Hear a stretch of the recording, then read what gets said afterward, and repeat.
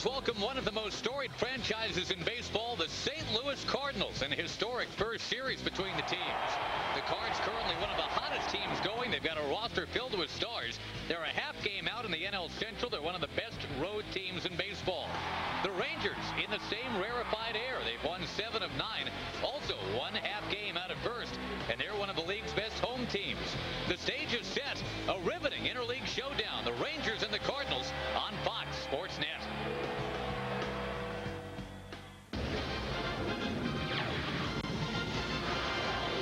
It is the first time the St. Louis Cardinals are playing here in Arlington. Tony La Russa's been here before, having managed the White Sox and the A's.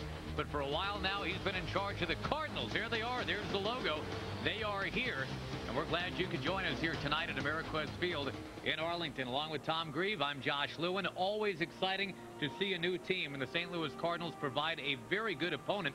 Well, it's just another team for Juan Dominguez to go out and get. Well, he had a great game in his last start, Josh. One of the nice developments of the season has been the addition of Juan Dominguez. He's pitched well twice, especially in his last start in front of 50,000 fans at Yankee Stadium against a Yankee team that had won 10 out of 11 at the time. He pitched a great game. He's facing a Cardinal team that's played very well on the road in front of a big home crowd tonight.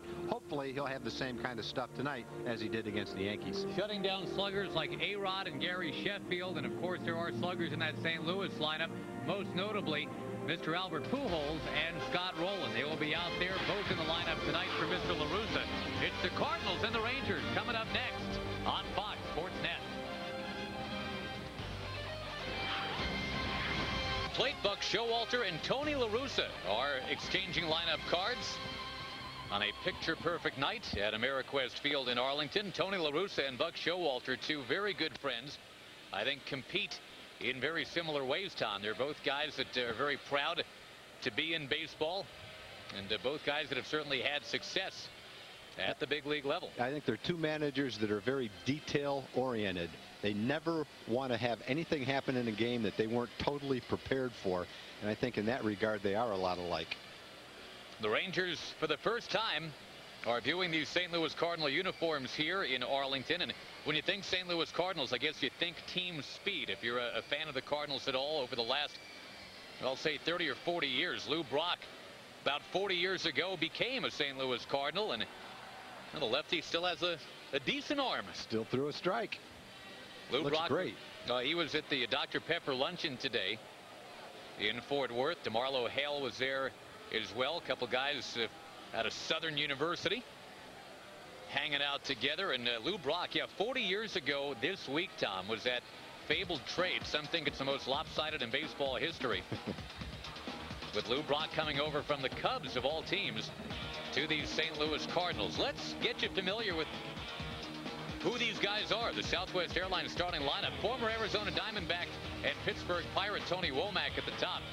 Ray Lankford has rejuvenated his career, and we'll tell you a lot about Albert Pujols as we go along tonight. He is unbelievable. Scott Rowland leading the world in runs batted in, 63 of them.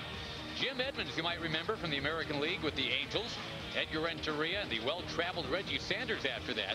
Cody McKay is a catcher. John Mabry is at first. And St. Louis in 1.5 game behind the Cincinnati Reds in the NL Central. They've got a record of 34-26. They are 8 games over 500. The Rangers are 9 games over 500. And Tom, it was 706 games ago, the last time we could say a Ranger team was 10 games over 500, the last day of the 1999 season. They've got a chance to get that done tonight. Well, they do, and it's a good matchup. It's two fairly evenly matched teams, but contrasting teams at the same time. St. Louis, a much older team. There's 6 people in the lineup tonight for St. Louis over the age of 30. And of course the Rangers have a lot of guys between the ages of 23 and 28. Kind of a young developing team. Cardinals more of a veteran team. In St. Louis they call that Beechwood aging, I believe. The youngest guy in their team is their best player. That's Albert Pujols, who's only 24 years old. Tony La Russa has called him the best player he's ever managed, and that's high praise from a guy that's managed McGuire and Canseco and Willie McGee and many others. Yep. Well, that's what Juan Dominguez has to worry about tonight. A lineup stacked with the Pujolses and Rowlands and Jim Edmonds of the world. And Juan Dominguez, in his last start, that was certainly his best start. Well, we'll look at the Rico scouting report and look at his pitches. A fastball. He's throwing a good two-seam fastball now that sinks. Good changeup, continuing to develop a curveball or a slider. Last year in the minor leagues, he was 10-0. When he got to the big leagues, he was 0-2 with a 7.16 ERA. He wasn't quite ready. This year in the minor leagues at AAA, he was 5-1, a 3.13 ERA. So far, after 2 starts, so far so good. It looks like he might be ready. He's 1-1. His ERA is 2.63. A lot more mature, working on that third pitch, and with that two-seam fastball, it's given him a lot of movement on his sinker. Juan Dominguez had 14 innings in the show last year, gave up 5 home runs. He's got about 14 innings this year, only a Ruben Sierra home run. And we'll see if he can keep the ball in the yard tonight against a power-hitting Cardinal team. He'll be back defensively by Hank Blaylock at third. Hank made a couple of unbelievable stops in that doubleheader sweep of the Pirates last night. The Rangers now 6-0 against the Pirates overall. And this year in interleague play, Tom, they start out 3-0. Last year, you might recall, they were 4-14 in interleague play. I recall. Tried to give you a lobotomy on that one, but it didn't take. Tony Womack takes strike 1. He had a big series against the Cubs earlier this week, 6 out of 13.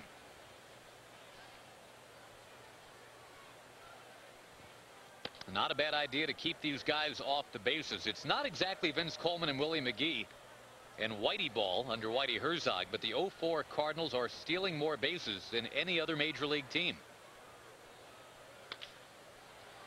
Dominguez pouncing. Lost it. And Tony Womack reaches here. They'll score at a base hit, and now you got to watch out for Womack, Tom. He's 13 out of 14 stealing bases here in this 2004 season.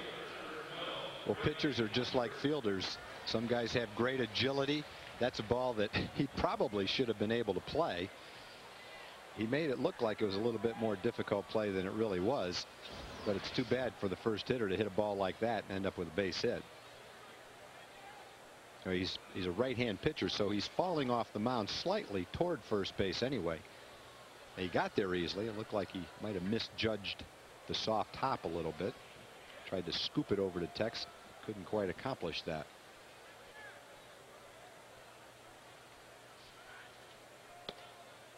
Strike 1 to the 36-year-old Ray Lankford, who wanted to begin his return from obscurity last year, but could not find a taker. This year, the team that originally had him said, let's go, let's try this out. And it's been a pretty good call. Ray Lankford hitting .267 in his comeback season. And you go back 10 or 12 years, and Lankford was a really good player. 5-tool kind of guy with power, playing for the Cardinals.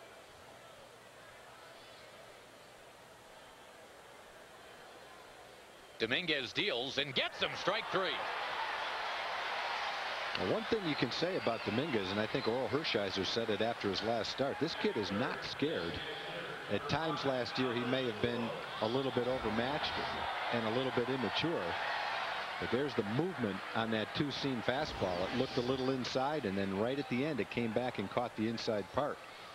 And Oral has said he appears to be a lot more mature this year. He can tell by the look in his eyes, he says. And no one should be able to do that better than Oral, who had that same look in his eyes all the years that he pitched. But so far for Dominguez, and it's only early, but so far he is a much improved pitcher. Here he's got to stare down Mr. Pujols, though. He could be the first player ever, Tom, to start his major league career with 4 consecutive seasons of 30 home runs and 100 batted in. And the sky is the limit. Heck, the back of the bullpen was the limit in batting practice. That Cardinals bullpen way out there in left field, he was taking baseballs off the back of that thing.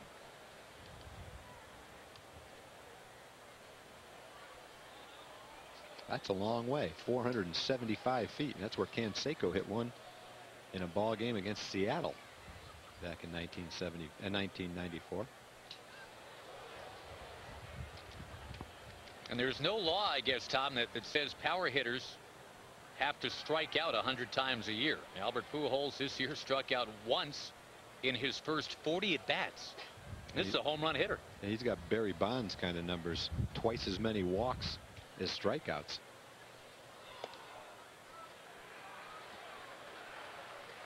Shows you that good eye right here. 3-0.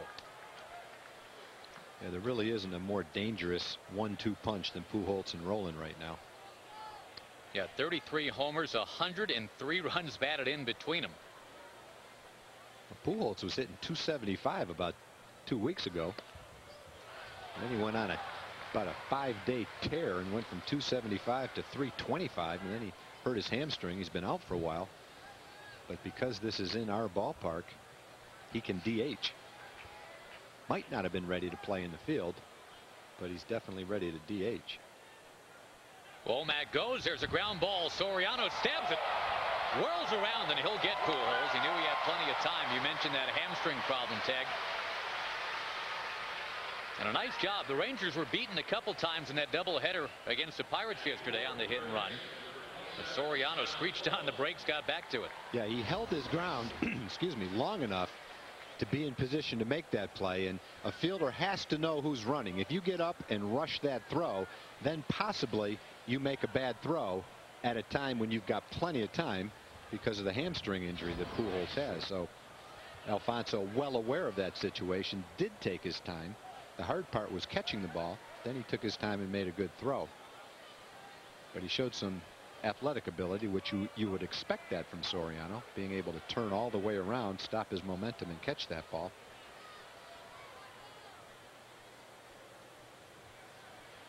Those numbers that flashed on the screen for Rolen were not a typo. This guy's got 63 runs batted in 59 games played. I remember a few years back when Juan Gonzalez had 100 RBIs at the All-Star break. Seemed like every day we were mentioning that same thing. More RBIs than games played. He maintained it all the way through the All-Star break. If he keeps this up, he could be the Cardinals' first MVP since Willie McGee 19 years ago.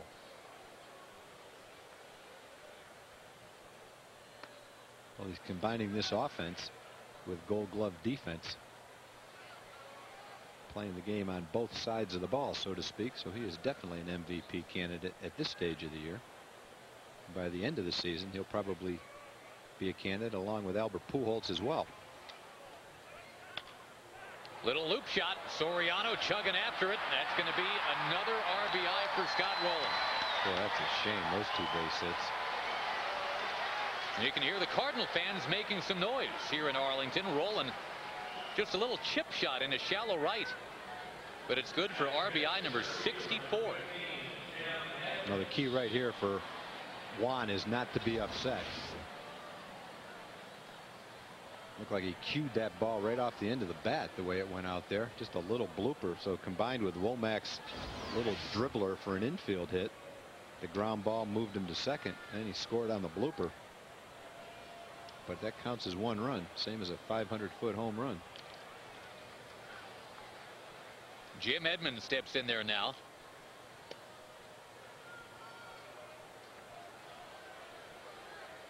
And regarding the preponderance of red shirts we see here, Tom, in the crowd, a lot of Cardinal fans are here.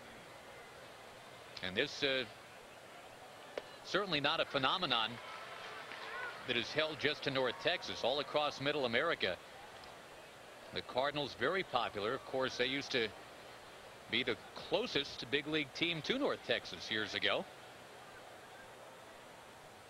With the radio station KMOX, a big 50,000-watt blowtorch coming into Dallas and Fort Worth.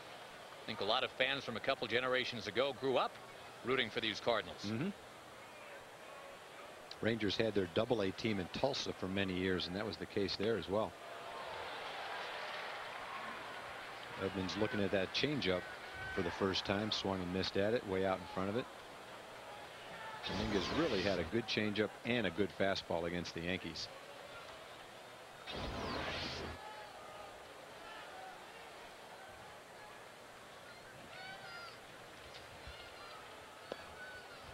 Down a little low to Edmonds. And the scary thing about the Cardinals jumping out here in the first inning, Tom, they are best in baseball when scoring first. 23-6 under Mr. La Russa this year.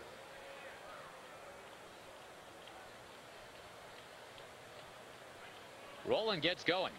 Strike 3 called knee high. Dropped the changeup on the inside corner. Edmonds will stand there at home plate and talk about it, but that won't change the call. 1-0 Cardinals. Battle of two teams a half a game out of their respective divisions. The Rangers and the St. Louis Cardinals hooking up tonight. First visit ever for the Cardinals here to Arlington. And the Rangers lineup brought to you by Southwest Airlines. Michael Young, Hank Blaylock, Alfonso Soriano at the top. Hank Blaylock up there. And Hank gives the Rangers a third baseman worth beating the drum about. We talked a lot about Scott Rolen already, Tom, and I'm sure we will more in this series. But you talk about a couple of tour de force young third basemen. They are locking up in this series, Blaylock and Rolen.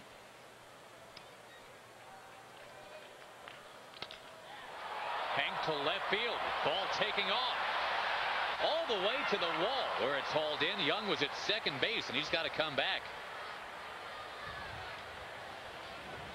Let's compare Blaylock and Rolen.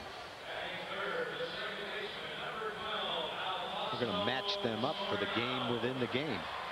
Scott Rolen this year, 354, 16 home runs, and a fine fielding percentage of .984. Hank Blaylock comes into the game at .289 with 13 home runs and a .972 fielding percentage. Well, Josh, we were talking about this before the game. Hank is very comparable at the same stage of his career as Rolen was. Rolen, of course, has played for 7 years. Hank has played for 1 year. Well, we'll show you the numbers in a second. We'll be interesting. Compare their seasons when they were each 22 years old. Scott Rolen was Rookie of the Year when he was 22. And therein lies the tale, Tom, because the year before, Rolen was going to have way too many at-bats to qualify to be a rookie the following year. But Steve Traxel hit him in the hand with a pitch right at the point at which he could have stayed a rookie. Yeah, remember, Hank wasn't eligible the last year either. That's right. Our Bank of America higher standards. Let's compare and contrast. Rolen at 22, Blaylock at 22. Yeah, the years are very similar. When Rolen was 22, he had 21 home runs and knocked in 92 runs. When Hank, at the same age, hit 29 home runs, 8 more, had 2 fewer RBIs, and hit 15 or 20 points higher, and actually had a higher fielding percentage than Rolen did. Rolen was the National League Rookie of the Year. Hank made the All-Star team. I'll tell you what, if the projections continue, I mean, Rolen's becoming just an unreal defensive force. Outstanding with the bat, obviously. Blaylock is close to being where Rolen is now anyway. Well, imagine where Hank will be in 7 years when he's 29. Yeah, you know, it's tough to do projections because you don't know what's going to happen. The one thing you will say with Hank is, here's a totally dedicated ball player. This is what he loves to do. This is what he is, a ball player, and he works at it just like Rolen. And so you don't feel quite as vulnerable when you project Hank Blaylock 7 years from now as you would with maybe another player that doesn't have quite the same amount of dedication to the game that Hank does. Hank Blaylock is from Ted Williams' hometown of San Diego. Scott Rolen is from Don Mattingly's hometown of Evansville, Indiana. And we could keep on comparing and contrasting, but it's just kind of a fun thing to skim the surface of, because already, and these guys, as we say, they're both still in their 20s. But you want to find a third baseman who can do it all. Well, we found 2 of them in this series.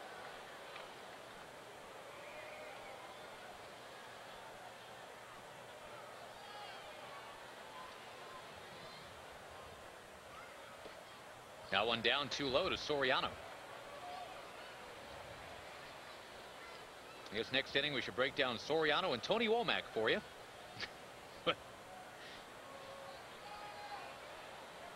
Sori did not get a ball out of the infield during the doubleheader yesterday. Did have a couple of hits, though. You got to like the way he's worked the count here with Suppan, Tom. He was down 0-2. Now it's 3-2. Yeah, and I think that's one of the things that Rudy and Alfonso have worked on this year is a better approach with 2 strikes, trying to hit the ball to right field, not trying to pull that outside pitch.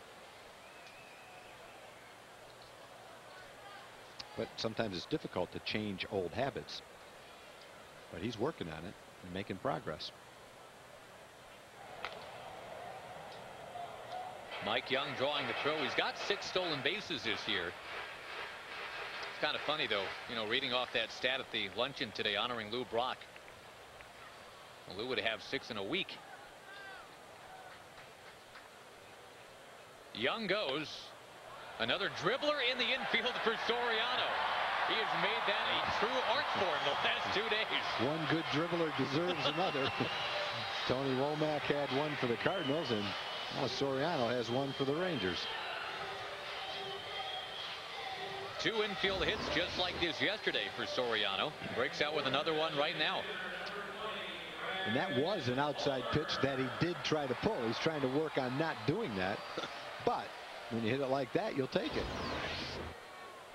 And it brings up a guy who is really starting to swing the stick well now, Brad Fulmer. After a prolonged slump, he is 7 for his last 16. And he jumped on a curveball from Mike Johnston yesterday. First pitch thrown by the reliever. And it ended up as Fulmer's 5th career grand slam. Broke open that game 2.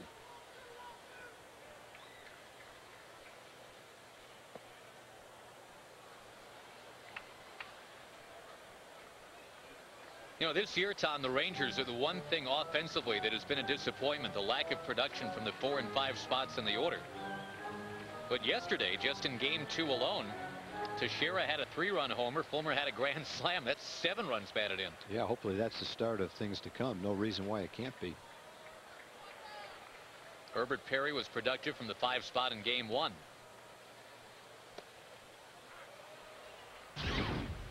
Fulmer into right field. And that was not a home run pitch either. That was a pretty good breaking ball down and away. And whether or not Brad was looking for it, I don't know, but he sure hit it like he was looking for it, because it's not the pitch that you would expect to see a left-hand hitter pull a home run to right field with.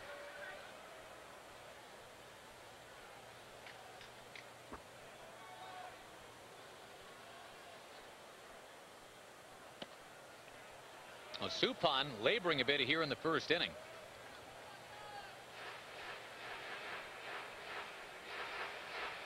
And one thing we should mention is you eyeball the stat about Fulmer and try to get some karma going for him to do it again. Cardinal starters have given up a batch of home runs this year, the most in the major leagues.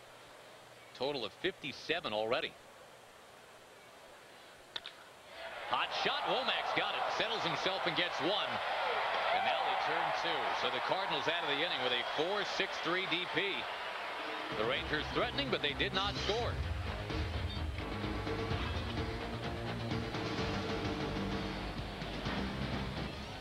First ever trip for the Cardinals here to Arlington. Big crowd enjoying it. Let's go to Jim Knox. Okay, thanks, Josh. Hey, I found a couple of Redbirds here in the Fox box. Look at this. What's your name? Where are you from? Our names are the Asbury family, and we're from Southlake, Texas, but I grew up near St. Louis. Okay, that explains the hat. And I guess you got a few interesting looks driving in this Ameriquest field today? Oh, yeah, a lot of them. You drive a convertible? Yes, I do. Okay, that's nice. I tell you what, you want to be a part of the Fox box, you can do so. Discount tickets coming up June 22nd through June 24th. That's when the Rangers open a 3-game series against the Seattle Mariners. Usually these are $20 tickets. You can get them for $10 during the 22nd through the 24th. All you have to do is call 817-273-5100. So come join us in the Fox box. By that time, this guy will be out of here. All right, Jim, thank you. One down, Reggie Sanders, who's got the U-Haul Company on speed dial, we believe. St. Louis, his 7th different team in the last 7 years. And it looks like he's finally found a home, Mr. Grieve, because he's doing a lot of that this year. You know, he's one of those players that, for whatever reason, doesn't seem to get any respect. He seems like he's always a free agent. He's never in great demand with a huge contract. He always gets a solid contract. He gets his deal. It's usually a 1-year deal. And he goes out and has an outstanding year. And the next year he's playing for somebody else. And he's a great guy, so it doesn't have anything to do with bad guy in a team, bad personality. I mean, he's a great teammate, a great guy. He's in tremendous shape for a guy that's 36 years old. But it is curious why he wouldn't have spent more time with one team as well as some of the years have been that he's had. Cody McKay breaks his bat. Michael Young to Soriano on to Teixeira. Got it. Double play. no more. Juan Dominguez took care of that. Bottom of the second coming up. Teixeira coming in to hit. Cardinals got a run in the top of the first. Here come the Rangers in the bottom of the second. Mark Teixeira will stand in there, followed by David DeLucci and Chad Allen. The first of a 3-game series against the St. Louis Cardinals, a team that is so rich in baseball history. We'll chronicle a lot of that for you this weekend. Our first chance to wax nostalgic about this Cardinal team. Supan's a guy that throws all the pitches: curveball, slider, fastball, changeup, sinker, a couple of different fastballs. More of a finesse pitcher, not overpowering. And you mentioned, Tom, in the scouting report that he had hooked up with Buck Showalter in Arizona. The Diamondbacks making him the 2nd pick in that expansion draft. This is a guy that Buck has always liked a lot.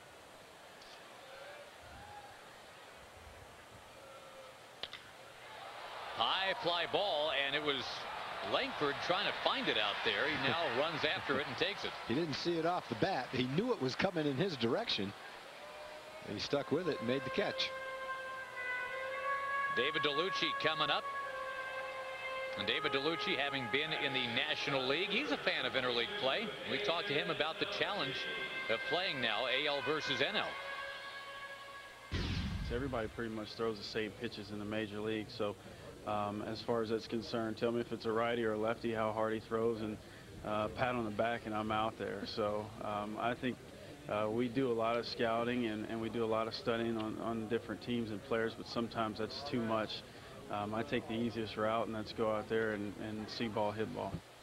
I guess that really is true, Tom. There's so much now overlap. Reggie Sanders, we talked about, has been ping-ponging back and forth between leagues for the last 7 years. David DeLucci has gone National League to American League. You get to know about everybody. Yeah, there's a lot of crossing over from league to league.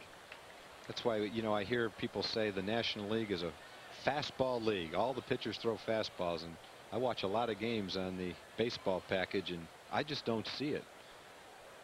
And if I didn't know who the teams were, I couldn't tell one league from the other based on how the pitchers pitch. One editorial comment, I guess, about interleague play. We're now into an 8th year of it. You know, look at these St. Louis Cardinals. And I'd kind of like to see the pitchers hit when the Cardinals are here. When the Rangers go on the road to a National League city, the Rangers pitchers have to hit, but National League fans are used to seeing that. Yeah, it's a good idea. You know, I mean, if you want to do something different, the whole idea about interleague play, right, is to give you something you haven't seen before. Well, here in Arlington, not since 1972, the first year that the Rangers were in business, did we see the pitchers batting 9th, because the DH came in the next year. In the air to right center off the bat of DeLucci. And now 2 down.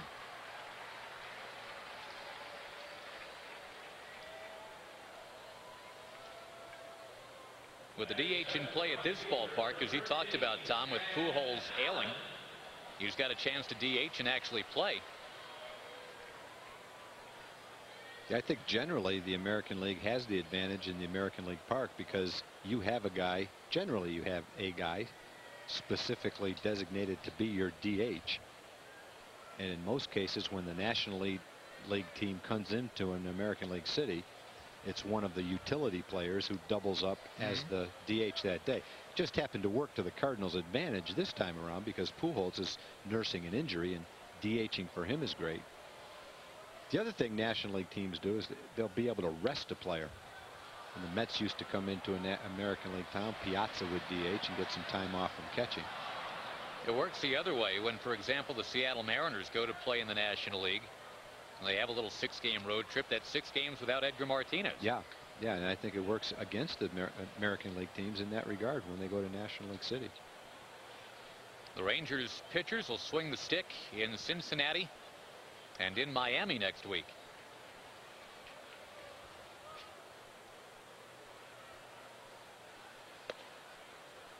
Chad Allen, plenty familiar with Jeff Suppan. We gave you the stats earlier. 10 for 18 against him.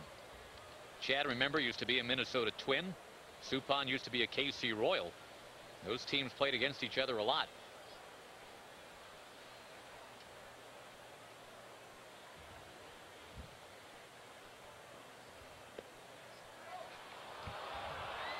Fans kind of moaning at that call from Rob Drake's 2-2. Look how polite Chad is about it, though. Just checking, sir. Was that a little high? No. Okay, thank you very much, sir.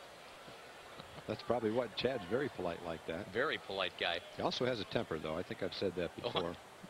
Say it a few more times, he'll prove it to you. Now Chad is down on strikes. And the Rangers are sent packing here in the second inning. 1-0 Cardinals at the end of 2.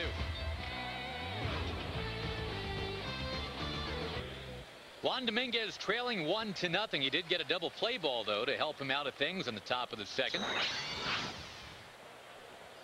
Getting Cody McKay to shatter his bat. Well, that's one thing that will really serve Dominguez well with men on base is the fact that he throws a great sinker, and he'll get a lot of ground balls.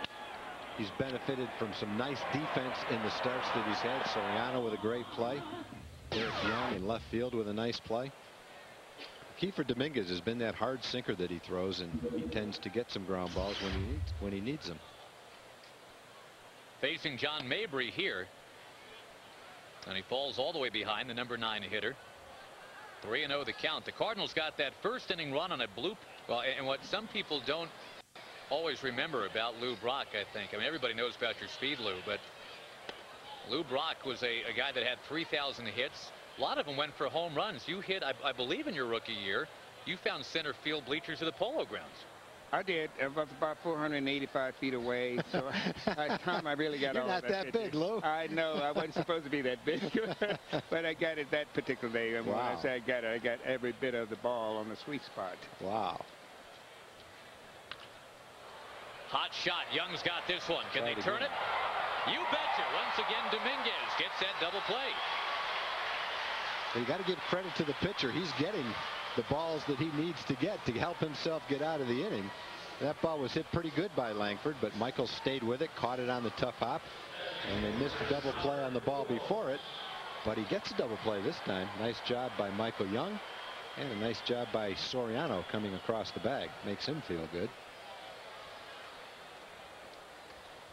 You know, Tom, one of the things about that play as you see it here is the fact that the error made just prior to that, and then he came back and made the great pitch. Yeah. You got to, that's when you're winning, when you can pick it up with the great pitch. Yep, and to be able to come back right after an error gives you a chance to get right back in the flow and makes you feel good. And now he's got to go after Albert Pujols. And Pujols will skip one off the mound to make it 2-0. And Tom, you and I talked about it with the Cardinals. It's that 1-2 punch of Pujols and Rolen. They both have RBI singles now in this game. Well, you get the benefit of seeing these guys a lot. What can you tell us about Albert Pujols that we don't already know? He must be some kind of player. He certainly is, Tom. In fact, if he had been during our day, his name would be Hank Aaron. Wow. That's how good he is. Wow. A magnificent hitter who doesn't give at the plate. Bear down on every pitch. Chatting with Hall of Famer Lou Brock. And watching Scott Rolen at the plate now. Lou went to the Hall of Fame in 1985. First ballot inductee. And hopefully you're having a good time here in the Metroplex, Lou. Nice to have you. Thank you. Nice to be here, particularly with all the Cardinal fans down through the years. You know, we were talking about that today. The fact is that a few years ago, baseball has it that the team far more south and west was the Cardinals. So grandfathers and great-grandfathers were all Cardinals fans. It's such a great fan base, no question about it. The Rangers owner Tom Hicks was telling reporters the other day that he remembers when he was 8-9 years old listening to KMOX, listening to Harry Carey on KMOX, listening to the Cardinals games. Made him a baseball fan. I'm not going to ask you to share your Harry Carey stories with us, by the way. Rolen yanks one foul. Actually, I don't have that many. In fact, I have a few only in the broadcast booth. All right. Yeah, he sort of taught me a few, not tricks of the trade, but he certainly gave me some tidbits that I could use. And you've been a broadcaster before, right? I was in the booth for about 5 years, and a couple of years with Harry Carey. Wow. Scott Rolen, they say, checked his swing. Boy, I don't know how. He ended up sitting down. Buck Showalter's getting tired of some of the calls here in this game. It sure looked like, well, I know he started his swing. I don't know how he stopped it in time, but Larry Young thought he did. You know, it's strange when two people are looking at the same face who see different things. I thought he held up. It's close. It's close. You're a Cardinal. We're Rangers, so we got a respectful disagreement there. Rod Barajas gets rid of the mask. And we say goodbye to Hall of Famer Lou Brock. Lou, thank you so much. Josh, thank you for coming in. All right. Great to see you. Great to see you, Lou. Thank you very much. Okay, very good. Lou's Cardinals are in front. It's 2-0 here on Fox Sports Net. T-shirt night tomorrow. The first 10,000 kids 13 and under get a free Mark Teixeira T-shirt. Compliments of Coke and Racetrack. Lance Nix puts his first pitch in play. 1 up, 1 down. Bottom of the third. For tickets, call 817-273-5100 or jump online at TexasRangers.com if you would like to see the baseball game and get your Mark Teixeira T-shirt right there. Hello. Right there. That's a good looking T-shirt. It's a good look on me, just like that. Some people were screaming, keep that T-shirt right where it is. My wife, family. Rod Barajas, a Ranger hitter. And Jeff Suppan settling down here. Tom gave up 2 hits in the first inning. Got that double play off the bat of Brad Fulmer to end the first inning. The Rangers win in order in the second. Nix was 1 pitch and out here in the third.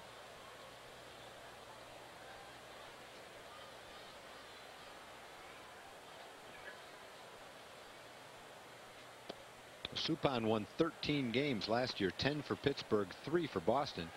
He went over to Boston in a late season trade in the pennant stretch. That's the most games he's ever won in one season. He's won 10 games 3 times. In his career, he's below 500 as a pitcher, but still a marketable commodity as a free agent in the offseason. He got a 2-year contract with an option for a 3rd year. He had a pretty good dollars. 5.57 ERA with the Red Sox last year, 3.57 with the Pirates. That's his ERA this year. That's what it is right now. 3.57. What is it with the .57? I can't tell you. Everybody okay down there?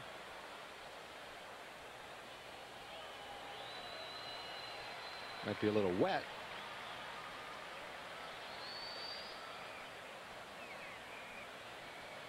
Pretty nice Friday night crowd here tonight. Big crowd expected tomorrow. 40,000 plus for the 7:05 start tomorrow. Another full count. Rod Barajas takes it there.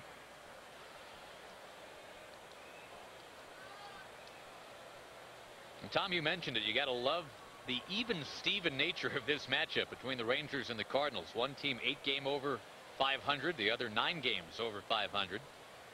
Both a half game out of first.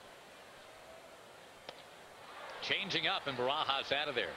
He threw him a 3-2 slider. Back to the top of the order. We check the upcoming schedule of Ranger games presented by the Progressive Insurance Group. 2 more against the Cardinals here at Ameriquest Field in Arlington, then on the road to take on the surprising Cincinnati Reds.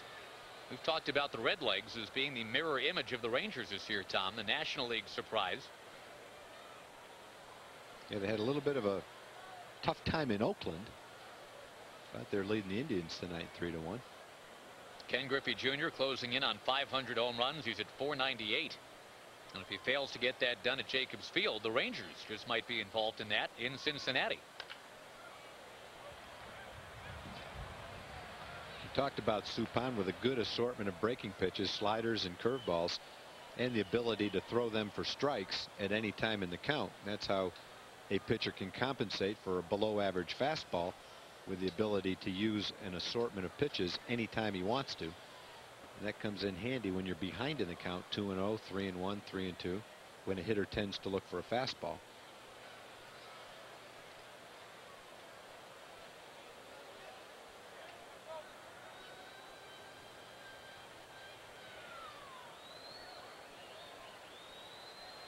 Suppan's been good. The guy that goes tomorrow has been better. Chris Carpenter, the former Toronto Blue Jays, 7-1.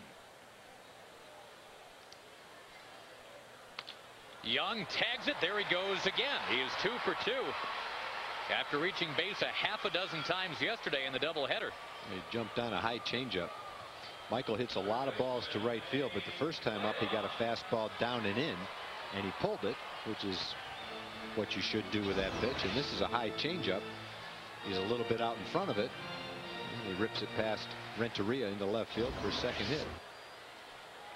I'm gonna make the call right here. Oh, you beat me to it. I was just thinking the same Go thing. double call. All right, first ever double call. That's how good the karma's going right now. Hank Blaylock, remember, the last 5 at-bats for him, he's hit the ball to left field.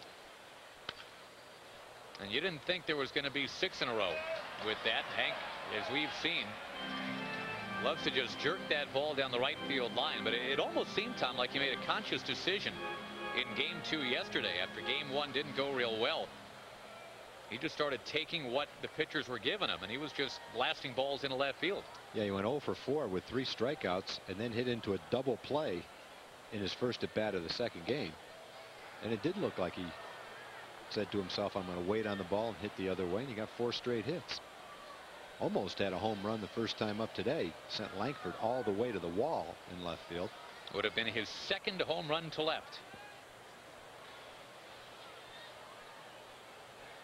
He had had only 9 hits to left field all year until he had 4 in a row last night.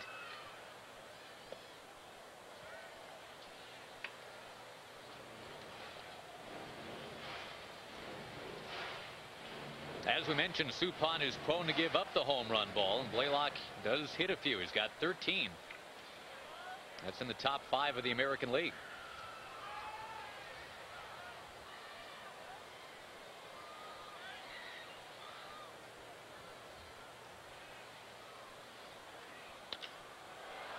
Got it off the end of the bat.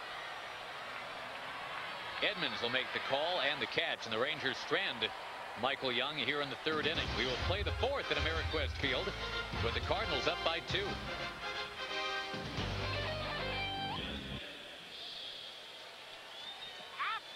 Fourth inning, time for the Aflac Insurance Trivia question.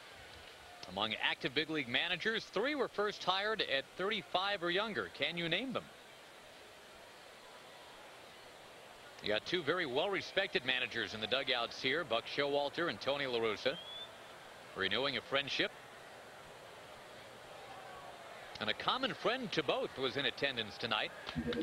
More on that in a moment. Jim Edmonds striking one deep in right center. That ball taking off to the wall. Lance Nix is going to get it back in, but only after Jim Edmonds coasts into second base with a double. When Jim Edmonds was an Anaheim Angel, Ranger fans saw him do that quite a bit. Yeah, sometimes you read it this year that Edmonds is having a down year, but that's his 20th double. He's got 13 home runs, 43 RBIs. His average is 267, which a lot of times it's higher than that, but he's had a lot of extra base hits. Almost 60% of his hits are extra base hits, so he's been productive. Renteria slams one into the crowd. Pirates have not hit very well with runners in scoring position. I mean the Cardinals. Just got done playing the Pirates. Always check the jersey. Boy, if you don't know the card, that's one uniform that if you're a baseball fan, you know, because that's a traditional uniform that has not changed over the years. That's one thing I love about the Cardinals. That is a great looking logo, isn't it? It is. Their white uniforms are about as pretty as any. 2 very identifiable teams coming here. You know, you see the black and gold of the Pittsburgh Pirates. That's really stark when they take the field all together, especially with those yellow brim caps that they have now. And the Cardinal red brings a lot of T-shirts of that color, even to visiting ballparks.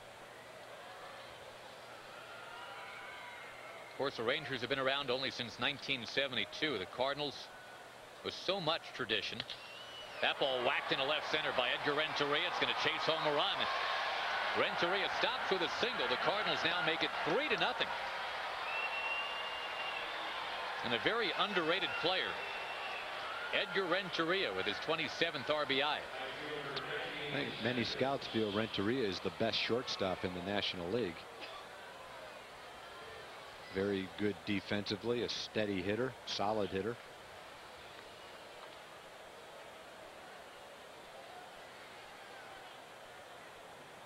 And just to get back to the celebrity sighting here today, Tom, the General, Bob Knight, who was good friends with both Tony La Russa and Buck Showalter. He was mixing and mingling before the game. I understand that Coach Knight is a big baseball fan. I can remember meeting Coach Knight in 1978 in Tampa when I played for the Mets, and we were playing the Cincinnati Reds, and Doug Flynn, Mets second baseman, had known him, and he came into our clubhouse. That was a long time ago. Reggie Sanders will send one into the crowd.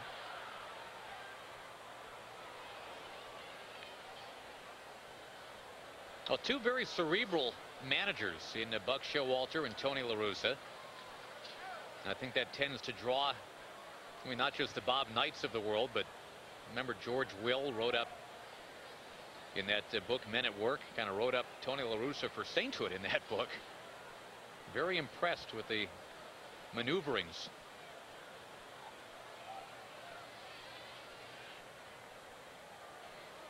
It used to be if a manager was like that a long time ago, he would really stand out.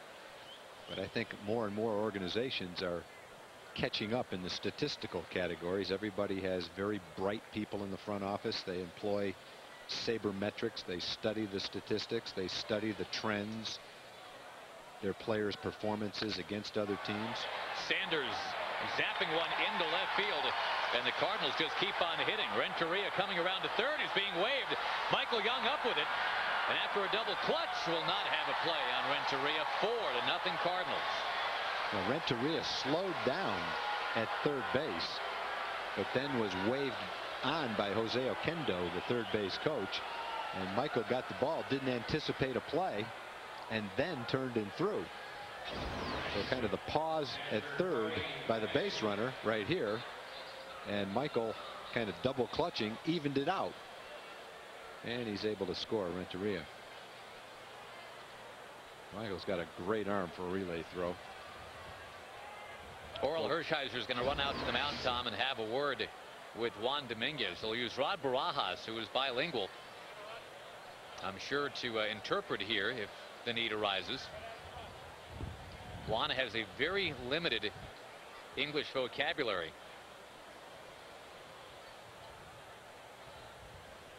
And there's a lot on the shoulders of Juan Dominguez, Tom. He is providing for his family. Juan is the oldest of 6 kids. Providing for them and providing for his mom and dad and grandparents. Ron Mayhay goes to work in the bullpen. Well, many of the kids from Latin America, I think especially the Dominican, come from poverty situations, and they look at baseball as a way to make it somewhat bearable for their families back home. And when they do make the big leagues, it's a huge day for their families because they're able to provide for them. Cody McKay with the bunt, and Dominguez down to field it here. Sacrifice moving Sanders along to third.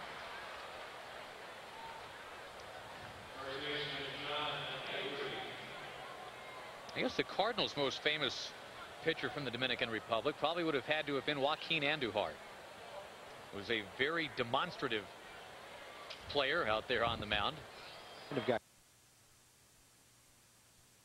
Charged it like he was going to catch it, and then held up right at the end when the ball was very close to him. It was hit hard and it skipped right by him.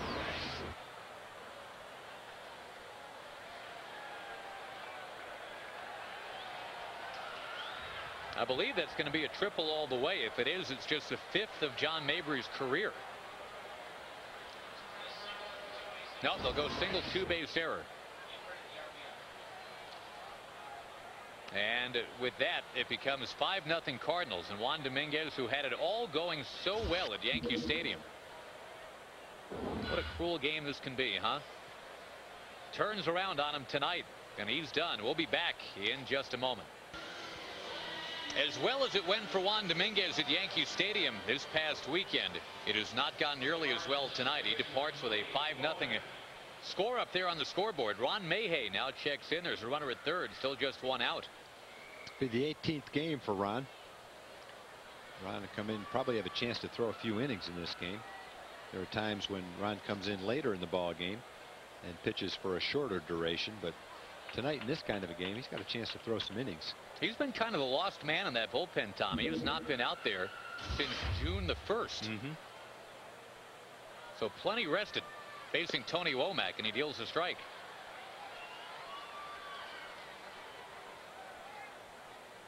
Probably, Josh, of all the guys in the bullpen, he is the one most suited to be a long man.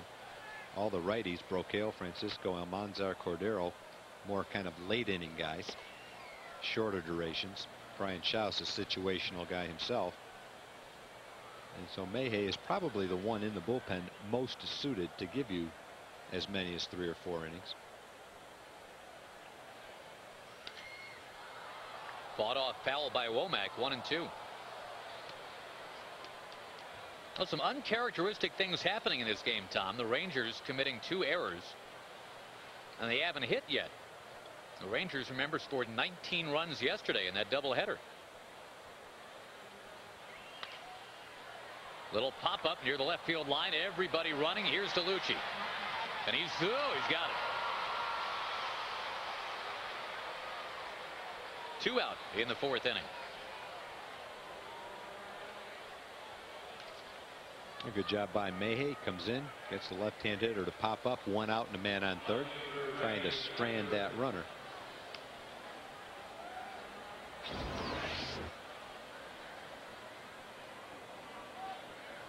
Wow. That's why you use 2 hands. He needed those 2 bottom fingers, boy. Looking up there. Rangers had their 3rd error. He was looking up there for the replay. That's where you snow cone it, and the snow cone falls right off into your bare hand. Snow cone. Ray Langford, not a great night yet. Strikeout in a double play. Good fastball by Mayhay, 93 miles an hour. He is well rested and throwing well. His job is to keep the Rangers in this. The way they've been swinging the bats, you don't write them off here. 5-0 in the 4th inning. The Rangers came back from down 10 runs about 4 or 5 weeks ago here. The team that they did that against, the Detroit Tigers, leading the defending world champion Florida Marlins tonight. It's 8-4 in the 8th inning. Pudge has a home run, number 8. And the Marlins answer to Albert Pujols, Miguel Cabrera, his hit number 16. Tom, these next couple of weeks, we are going to see some unbelievable young power hitters. Already we've showed you Albert Pujols tonight for the Cardinals. In Cincinnati, will be treated to Adam Dunn. And then on to Miami, where it's Miguel Cabrera. Langford out of there. Ron Mayhay does his job. 3 runs in, though, in the 4th. On 4 hits and an error. 5-0 Cardinals. On a mighty nice night for baseball, the Cardinals are ruining it. It is 5-0 already. Let's see what they can do against Jeff Suppan. Here's a little note for you, Tom. Yesterday in the 4th inning, the St. Louis Cardinals gave up 10 runs. Can they do it again? Can history repeat itself? Suppan's throwing pretty well today, so it'll be a tough task. No, can he give up half that many? That'd be fine. A tie game. Yeah, the Cardinals were crushed by the Cubs yesterday. Final of 12-3. They fell out of a first place tie. Cincinnati by half a game in the Central.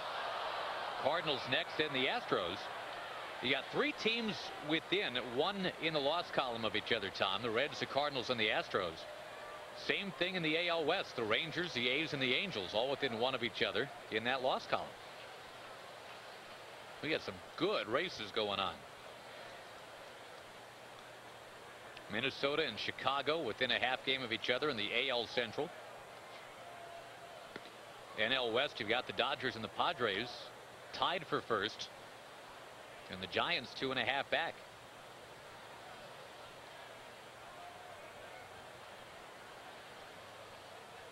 The other race that looks like it's going to be a good race, the wild card race. Yeah, that's true. Soriano lifting one towards center. Finally gets one out of the infield for the first time on this homestand. One down, fourth inning. And folks, the next great thing in sports entertainment returning tonight, it's IMAX. Max Kellerman taking on the world. He'll talk NBA Finals. Don't miss an all-new IMAX tonight at 10:30 right here on Fox Sports Net.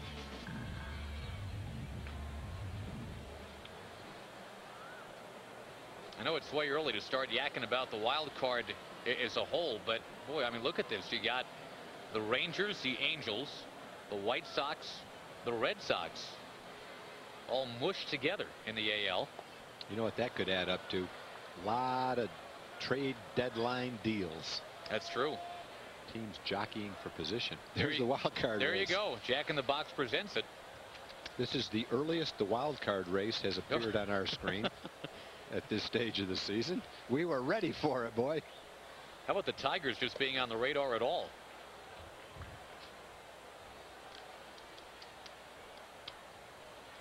Yeah, Tigers, a surprise team. As it is, though, the Rangers are closer in their own division, though. They're a half game behind the A's and even in the loss column. The A's taking on the Pirates. As Fulmer knocks one out of play. The Pirates came in here. And Tom, it just seemed like they ran out of steam last night. Kind of got the wind taken out of their sails after that 3-run 7th inning the Rangers put on them in game 1. Yeah, they made a couple of errors in that inning, and to the Rangers' credit, they took advantage of it. They bombed the ball for 6 runs, 3 home runs to get 6 runs, and then took advantage of a couple of errors to get 3 and win 9-7. Well, the Rangers scoring 19 runs total yesterday in 16 innings. Didn't have to bat in the bottom of the 9th either game. Yeah, one of the nice performances in yesterday's doubleheader was by the Pirates. Jason Kendall went 7 for 8 in the doubleheader, caught both games of the doubleheader, and went 4 for 4 in the second game. First catcher to have 7 hits in a doubleheader since the 1970s. Wow. Yeah, there's not that many catchers even catching doubleheaders nowadays. Very seldom do you see that.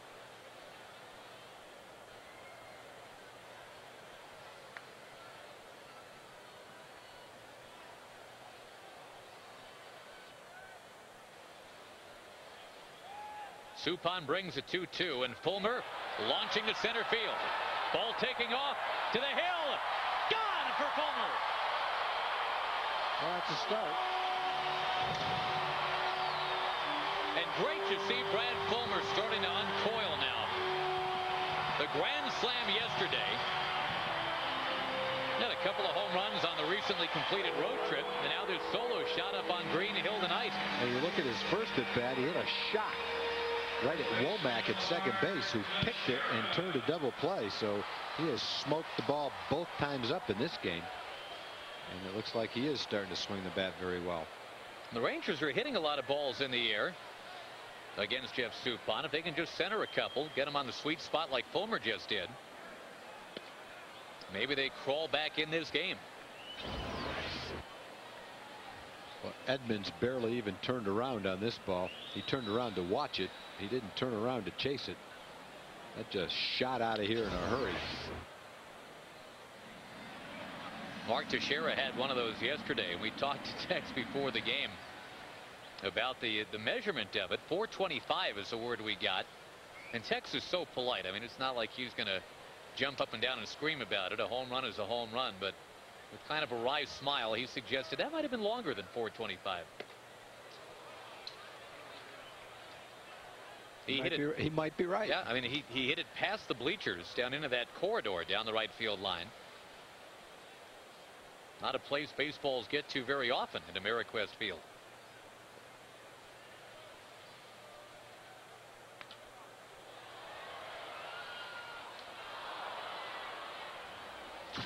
You make the call. Last night, how far did it fly?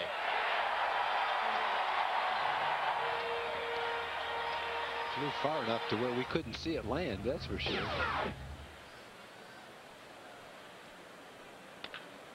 Yanked through the legs of the first baseman, John Mabry. And the Rangers continue here in the bottom of the 4th inning.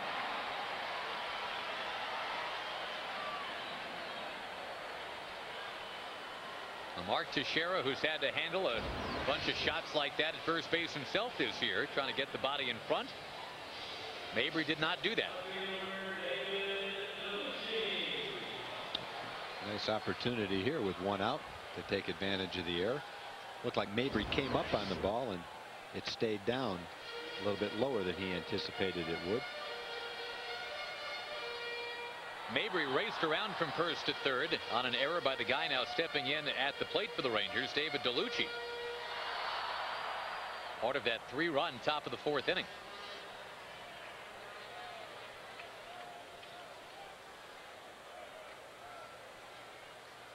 For the most part, these are two very good defensive teams, but they've combined to make 3 errors in 4 innings.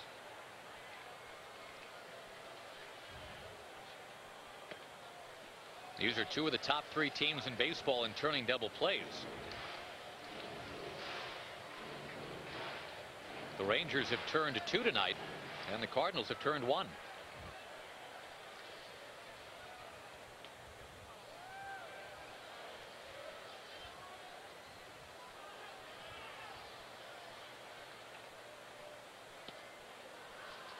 On the corner, 1-1, the count to DeLucci.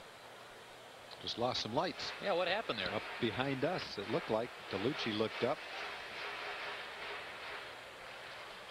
I looked at you. I thought it was just in our booth. I think it's at the stadium.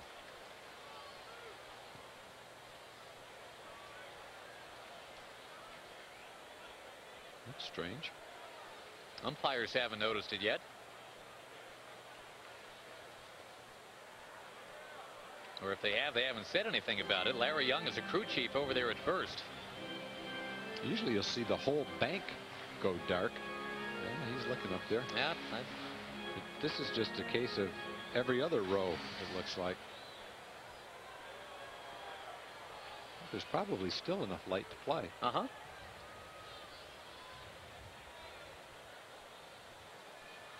At least for a little while.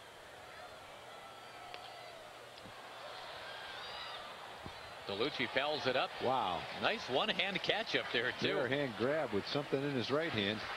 Wasn't going to lose that hot dog. The only thing wrong with that is the nice Yankee play. hat. That's okay. He wasn't gonna forfeit that hot dog. See, his son's got that giant foam hand. It is part of a Spider-Man 2 night at the ballpark tonight, giving out giant foam Spidey hands. A lot more interested in Spidey than he was that ball. Fans were given masks tonight, too.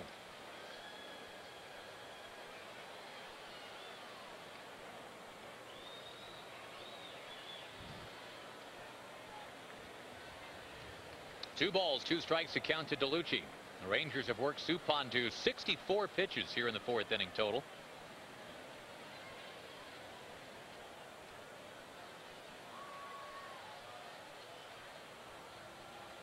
Same 2 teams tomorrow, as we mentioned. Ryan Drees gets the baseball for the Rangers. And an early candidate for comeback player of the year for St. Louis, Tom, Chris Carpenter. Boy, he sure is. Pitching as well as he did when he was in his prime with the Blue Jays. He's fallen on some injuries the last couple of years. He was hurt almost all last year. The Cardinals paid him all of last year. He showed some loyalty by staying with them this year. Cardinals showed the loyalty last year. Carpenter stayed with him, and boy, is he having a great year. Where would the Cardinals be without that performance? Just like what Woody Williams gave him last year. We'll see Williams on Sunday. 18-game winner from a year ago. Runner goes, and the 3-2 waved at and missed. The throw by McKay, not in time. So Teixeira steals the base, his 3rd of the year. But David DeLucci is disposed of with the strikeout. When Carpenter came up with Toronto, it was Carpenter and Roy Halladay. They were the 2 young guns for Toronto. Halladay, of course, has gone on to win a Cy Young Award. Carpenter was right there with him until he got hurt. Good changeup by Suppan, tailing down and away. Texas in scoring position now, can score on a base hit. You mentioned Toronto, Tom. They're tied 2-2 with the Arizona Diamondbacks tonight. That game in the 9th already. Tampa Bay leading Colorado 6-5.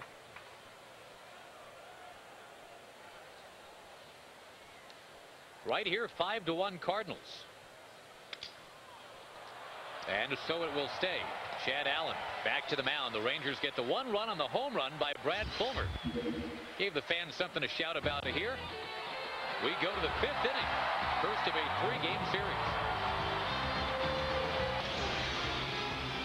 Texas Ranger Baseball on Fox Sports Net, brought to you by your Texas Ford dealers. Ford is the best in Texas. And by Aflac. Ask about it at work.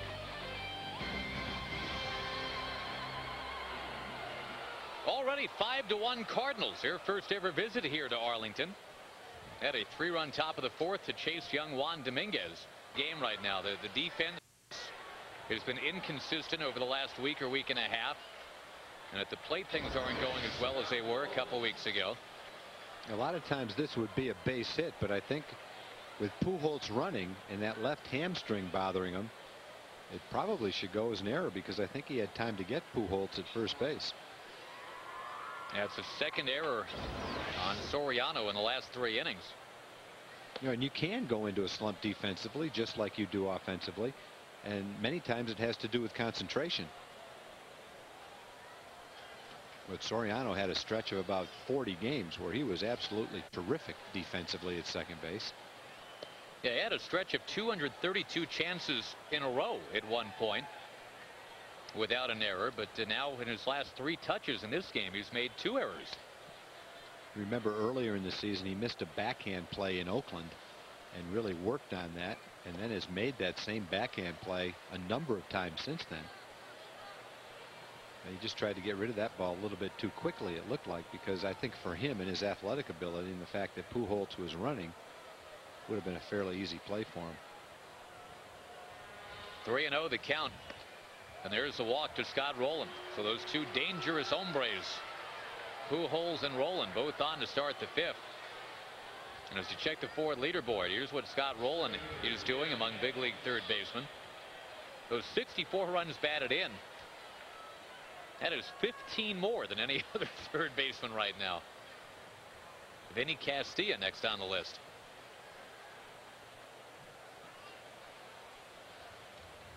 You saw, I got a good look at Rowland at first, and the first base coach for St. Louis is Dave McKay.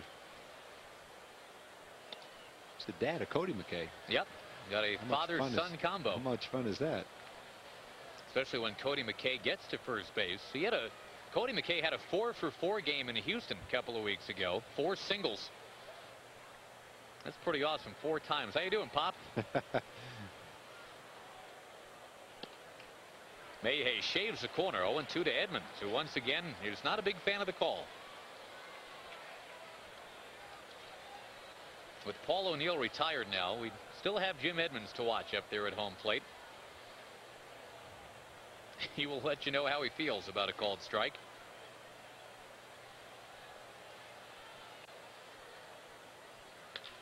Back to the mound. He thought about going to third, but nobody was there. Acrobatic play by Young just to get the 1 out. No, nobody should be there. That's a play where you have to say to yourself before the ball's hit, I'm going to second base. Because that's, I mean, you can turn a play third and back over to first, but the more common way is to go to second to the shortstop and back to first. And when Ron catches this ball, he first looks to third. You can do it that way. It's just a lot of times you're not going to get the third baseman over there covering because he was so far off the bag. The trainer's going to come out and check on Pujols, who, remember, his leg's been bothering him a little bit. Smiling. He must not be hurt too bad. Kendo's smiling. Well, a couple chances to turn 2 right there, Tom. As you say, if Mayhay goes to second immediately, there you go. But even still, if the throw isn't wide like that and Young doesn't have to dance back for it, you still have a chance to turn it. Oh, yeah.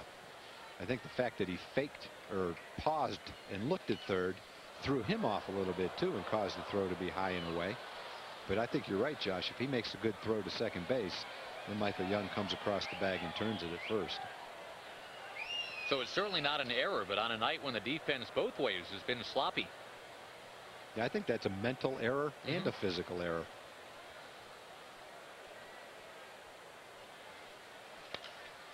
Renteria carves one into the crowd. He's down 0-2. Get you back to the Aflac trivia question. Aflac. Having to do with managers tonight. The active ones, first hired at 35 or younger. 2 of them in the house tonight. Tony La Russa with the White Sox. Buck Showalter with the Yankees in his early 30s.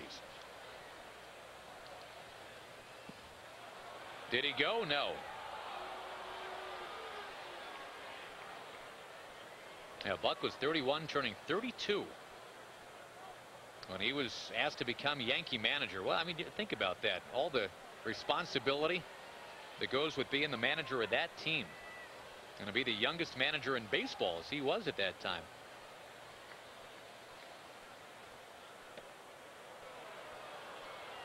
And Tony La Russa, 1983 White Sox manager of the year. Also a rookie of the year on that team, and Ron Kittle, a Cy Young Award winner, and Lamar Hoyt.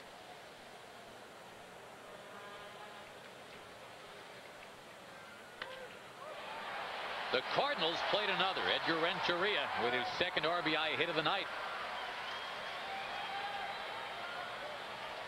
Oh, we knew this Cardinal team could hit a little bit, Tom, and as the Rangers give them extra outs to play with tonight, they are taking full advantage.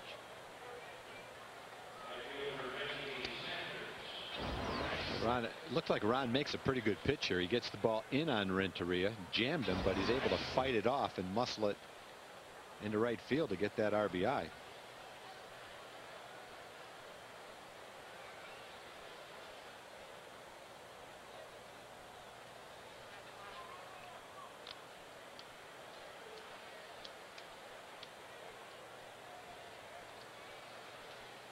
Now the well-traveled Reggie Sanders. You talked about it, Tom. Every year he's got a new uniform. Here's a 6-4, and that's it. Again, a chance for a double play. Couldn't quite get it. That's what we're talking about with Reggie Sanders. He just continues to hustle, play hard, beats out a potential double play. Yeah, he could still run. He's 36 years old, but boy, he's like a lot of players today. When you look at them in uniform, he definitely doesn't look 36 years old, and he gets down the line like he's not 36 years old as well. He's in great shape. He is making 1/8 the salary that Sammy Sosa is making this year. And right now he's putting up better numbers.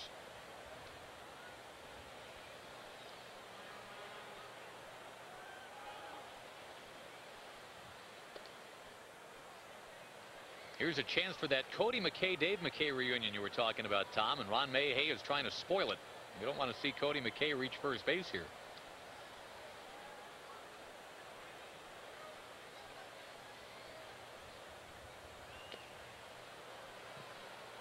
Dave McKay looking in. You never call, you never write. Why don't you come visit me, son? The other catcher that the Cardinals have is Yadier Molina, one of the catching Molinas. The many catching Molinas. 2 of them with the Angels. Yeah, that's pretty remarkable. 3 catchers in the same family at the same time, all doing very well. Yeah. They say this Molina, Yadier Molina, can really catch and throw. Getting his chance with Mike Matheny on the DL. Matheny, a Gold Glover last year. Runner goes. Barajas, no throw. There was nobody covering. Now they didn't want to give up the hole in that situation, first and third, so they let the runner take second. As it was, even if someone was covering with a jump that Sanders got, they weren't going to throw him out anyway. Reggie Sanders, Tom, is on pace for a 30-30 season. Again, a guy that's changed employers every year the last 7 years. Yeah, it's pretty amazing. Had a good year last year for the Pirates.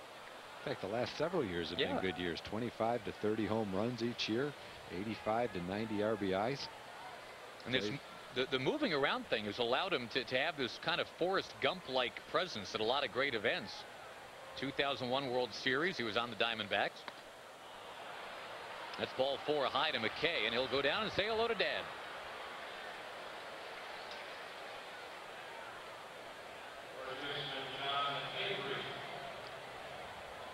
Now, Sanders was with the Giants in 2002, part of the Barry Bonds show. They went to the World Series.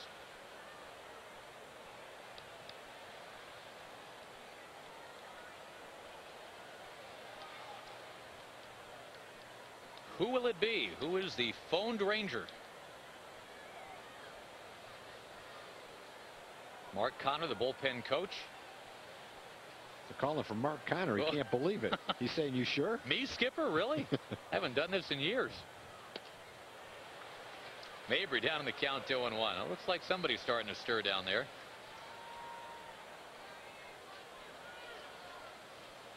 The lefty could be the eraser. Could be Brian Schaus. Could be nobody. We've got all the bases covered. Doesn't look like it's anybody right now. That was a just in case call.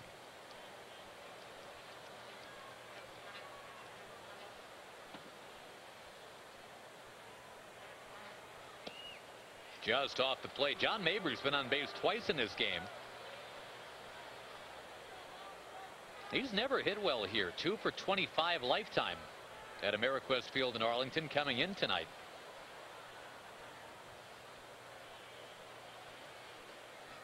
But he strokes this one into center field. He's been on base 3 times this evening. 1 run in, 2 runs in, and the Cardinals blowing it out to 8-1. Mabry was in a situation then, 2 balls and 1 strike. He knew that Mayhay had to throw a strike right there. He had just walked McKay, and so 2-1. He's looking fastball all the way, and he got a pretty good fastball to hit, and he's able to hit it up the middle for a couple of RBIs. When you hate to say it, Tom, but Mayhay, you go back to that Jim Edmonds play. If he turns that double play, then this inning has not gone along this far. Well, you're right, and it started out badly with Soriano's error on the ball. Pujols hit up the middle, so a lot of things have not gone right. Rangers haven't had a lot of games like this no, where they've sure played haven't. Poor defense, haven't gotten the pitching they'd like to get, and the bats have been silent. There have been very few games like this, but halfway through this one, that's what we've got. Tony Womack, top of the order. I guess because of the game a little more than 4 weeks ago, that incredible comeback against the Tigers, you never exactly turn the page on this team. They were down 10 runs in the 5th inning of that one.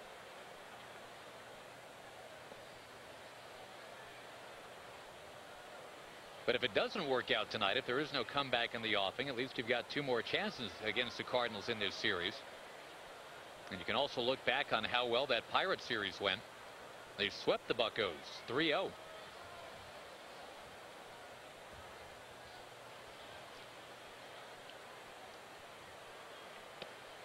Womack out in front.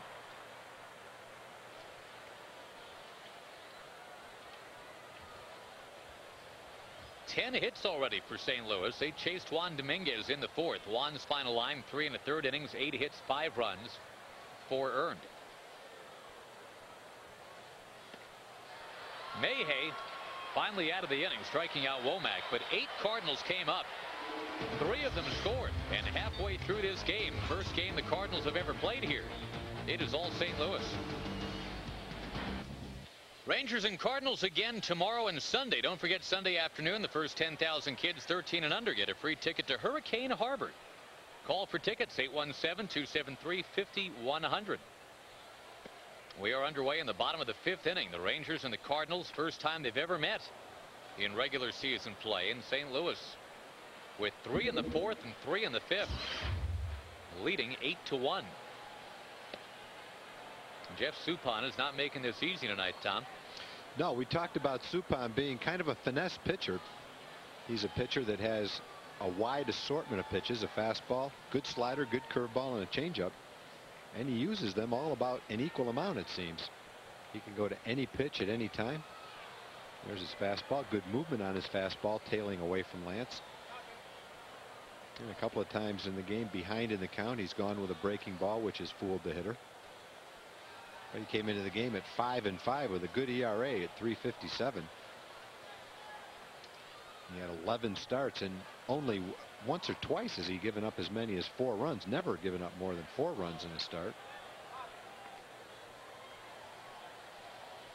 And he averages a little more than 6 innings per start. Getting better as he goes. Yep, that tends to show that he gets better as the game goes on. Well, that's not good. Nix beats one foul here, still 2-2. Yeah, when they wind him up and let him go, I mean, when it's going well for him and he can take it on home after the 7th inning, that's pretty good. He's gone past the 6th inning 6 times this year, more than half of his games. So he's a steady guy. He's a valuable guy to have in the rotation.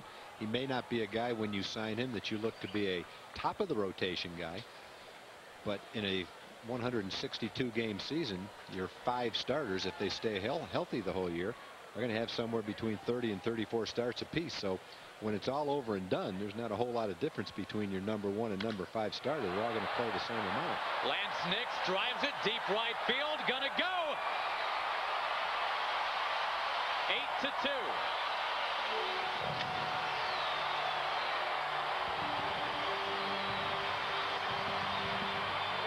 Well, if nothing else, the Rangers get to shoot off the fireworks a couple times tonight. Fulmer home run number 8. Lance Nix home run number 9. And tugs his batting average back up to 300 with that hit.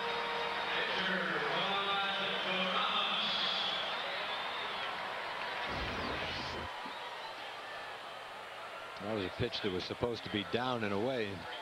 Suppan got it up and on the inside part of the plate, and Lance gave it a pretty good ride over the bullpen in right center field. Not the first ball he's hit out in that area.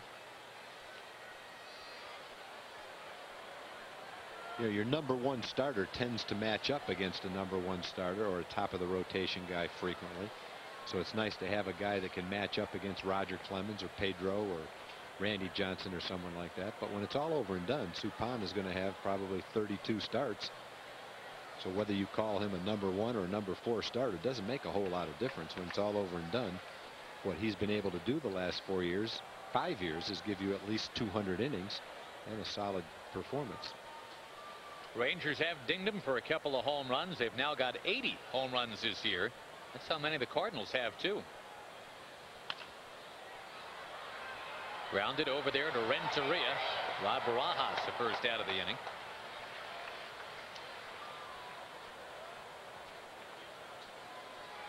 Quick reminder that after the game, the Busch Light Southwest Sports Report plays right here on Fox Sports Net. UT and Vanderbilt going at it. And we'll have highlights for you from the Super Regionals of the College World Series. Speaking of college, Mike Young going after a degree in history in the offseason. Tom, he went to the University of California, Santa Barbara, and was a few credits shy of actually getting his degree. So in the offseason at UCLA, back in LA, trying to finish up. Good for him.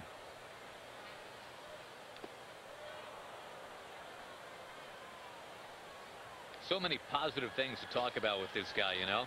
And as Buck Showalter says, no bells and whistles. Meat and potatoes when you talk about Michael Young. Well, there's a lot of people that once you got the contract that he just signed, that long-term contract, which gives you security. This game reset brought to you by the all-new 2-disc anniversary edition DVD of Field of Dreams, available in stores now. Cardinals leading 8-2. The Rangers too have a couple of solo home runs for their runs tonight.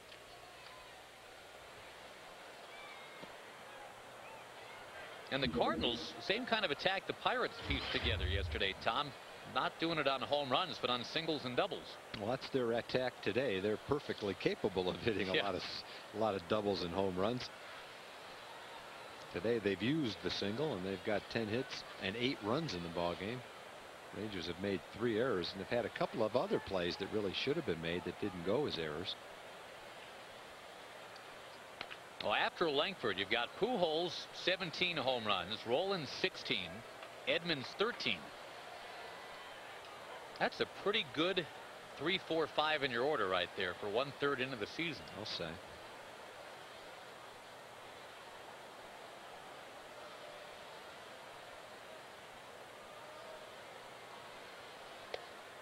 Got him on the inside edge. Ray Langford down on strikes.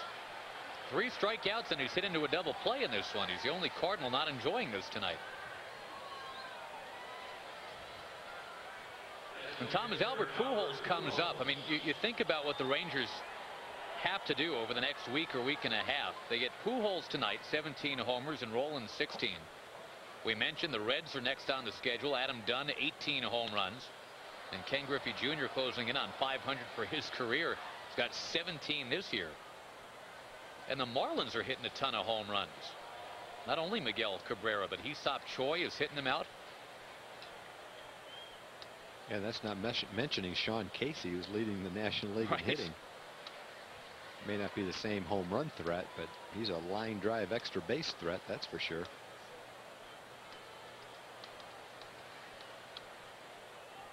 This guy is a serious threat. Albert Pujols, so much fun to watch. Hasn't done much tonight. Pops that one up. 2 down. Got one final in for you, Tom. Intra-league play. The Red Sox got a home run from David Ortiz to go up 1-0 on the Dodgers in the 7th. LA tied it in the top of the 9th. And then Ortiz on an 0-2 count singled home the winner in the bottom of the 9th inning. You talk about a guy that gets clutch hits. I mean, he was close to being an MVP last year, and he's having another good year this year. Got a nice multi-year contract. He's really come into his own since he joined the Red Sox. That was a good trade for the Red Sox. Well, the Red Sox 3 games behind the Yankees now in the East. The Rangers entered play tonight, a half a game out in the West. Actually, it was a free agent signing and not a trade, but a good acquisition. The Red Sox have got Garcia Parra back. They're close to getting Trot Nixon back, so they're on the verge of being strengthened themselves. Trot Nixon is on a AAA rehab assignment now. Well, speaking of strength, Roland sends that one hard into the crowd. Look at this guy's forearms. We should have a arm wrestling match between Scott Rowland and Brad Fulmer. And Popeye can officiate.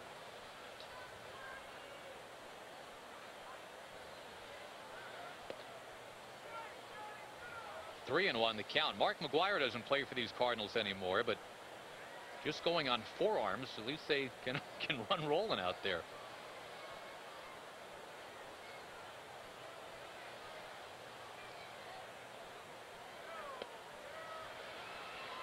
I'm going to go out on a limb, Tom. The LA-Boston series. I've got no basis for this, but if Eric Gagne's save streak is going to end, I think Fenway this weekend might be the spot. David Ortiz might be the guy. Roland draws a walk. The full count pitch missing. That is one of the most unreal streaks that has ever been put together in baseball, with that consecutive save streak up around 80 for Gagne. And the Dodgers 31-27 with that loss now tonight. Former LA Dodger Orel Hershiser right on out there to the mound. Cincinnati and Cleveland tied 5-5 in the 8th. No home run from Griffey, still stuck at .498. Tigers beat the Marlins tonight 8-4. Pudge Rodriguez a home run, number 8. And I guess the Padres are for real, Tom. They went into Yankee Stadium and beat the Pinstripes 10-2. They take over first place in the National League West. That puts them at 33-27, a game ahead of the Dodgers. A-Rod did hit home run number 14, but the Yankees lose by 8. Arizona got 3 in the 9th in Toronto to beat the Blue Jays 3-2. That was Mike Mussina tonight. He sure must not have had the same stuff he had against the Rangers when he beat Dominguez 2-1 in Yankee Stadium last time we were there. That wasn't Dominguez, was it? That was Ryan Dries. Sorry, that was the 2-1 game. Dominguez won his game. Sorry. But some great pitching, though. Those 2 right-handers, Dominguez and Dries, back to back. But boy, when you watched Mussina pitch that game, he would have beaten any team that day with the stuff he had. And with the calls he was getting, too. He had a little bit of a strike zone that helped him. But boy, San Diego went in there and evidently roughed him up a little bit today. Now, the Rangers don't see the West, the NL West this year. Missed him last couple of years, too, after getting nothing but the NL West in interleague play.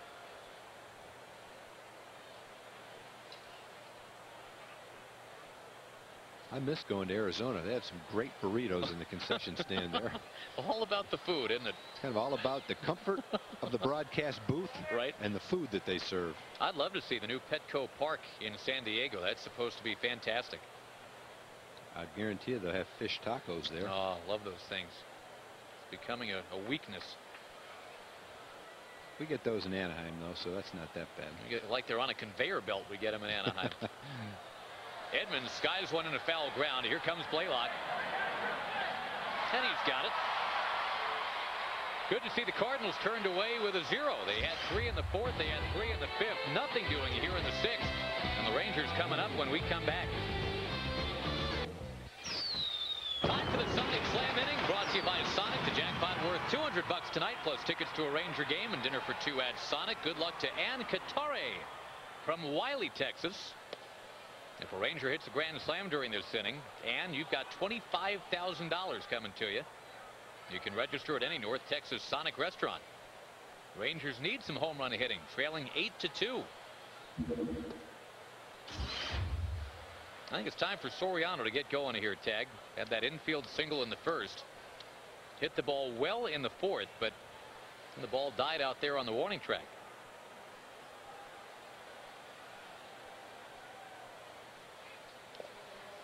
Been a tough night in the field for Sori with a couple of errors. Yeah, Supan's done a nice job of, as we like to say, keeping the ball out of the hitter's hitting zone. Throwing a lot of balls down, in, away, mixing them up very well. Good movement on his pitches. Been tough to hit tonight. I mean, the Rangers are an excellent hitting team. They love to hit in this ballpark. They're confident here. They're 10 games over 500 in this ballpark, but Supan has held them down except for a couple of solo home runs. Going to the right side and right through the legs of Mabry again. And he's starting to hear it from the crowd. It looked like that might have hit the lip, where the grass meets the dirt. I think Mabry expected the ball to come up, and it just stayed down and skidded right through his legs. Well, the Rangers keep playing croquet here with John Mabry. That changeup away, and Soriano just went the other way. No, it didn't hit the seam. It just hit right on the grass. It just stayed down and went through the wickets. For the 5th error of this game. 2 on Soriano, 2 on Mabry. And Brad Fulmer's really started to swing well. Let's see what he can do about bringing the Rangers closer.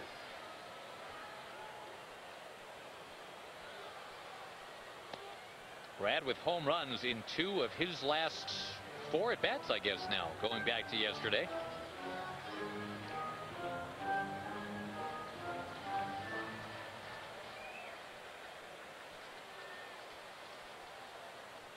That batting average bottomed out at .212 for Brad, and you knew that it was not going to get any lower than that. Brad Fulmer, you just check the resume on this guy.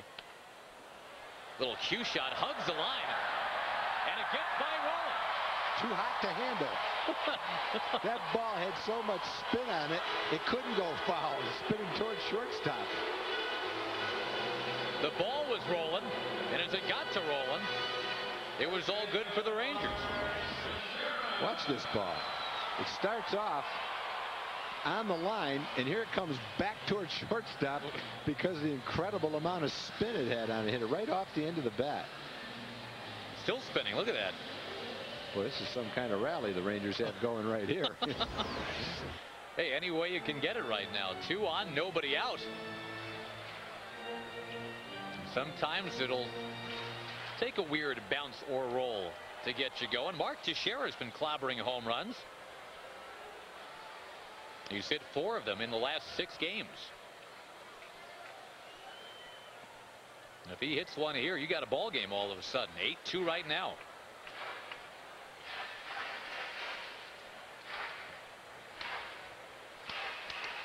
Back to Fulmer. You know, he's the guy, Tom, that was a career .284 hitter coming into this year.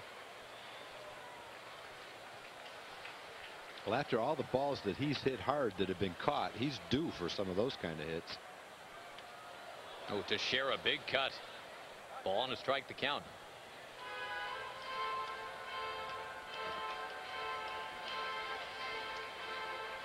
Yeah, Fulmer, I mean, just looking at the numbers from the last few years, 295, 289, 306 for the batting averages. If he can end up this year at 280, that means he's going to be, what, a 320 hitter rest of the way. The Rangers would happily put that in the cleanup spot. Well, he's had those kind of streaks in the past. There's no reason why he can't do it again. I mean, he's healthy. He's hitting the ball a lot better than 233 would show, or actually 228 coming into the game. Might be around 233 now. He's 2 for 3 in the game. I know he personally feels like he's hitting the ball better than that. He just doesn't have much to show for a lot of them. Lined in a right by Mark Teixeira. Soriano held at third. Bases loaded. And nobody out. It's a sonic slam inning. And David DeLucci can win somebody 25 grand right now. Hello. Tony La Russa calling Ann Katari of Wiley, Texas, to let her know. Tex reaches for a ball, a fastball. Looked like it was tailing on the outside corner, but he rips this ball into right field. And Reggie Sanders comes up firing. And it's a good thing Steve Smith put the stop sign on. But in an 8-2 game, when you're down by 6, DeMarlo Hale over at third base. Steve Smith still not with the team. He went back for his daughter's graduation.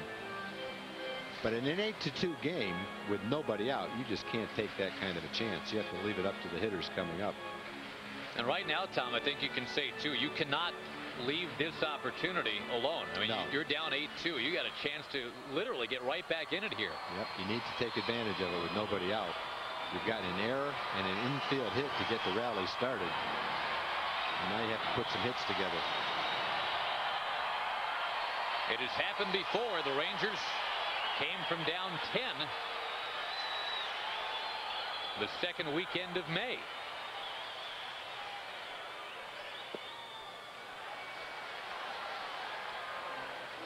The Rangers hadn't had a grand slam, Tom, all year. They got one yesterday. Here's An inning too soon yesterday. Al DeLucci. This could be just the right time for his second career salami. Attaboy, take those pitches. Tempting off-speed pitches. But now it's 2 balls and no strikes with the bases loaded.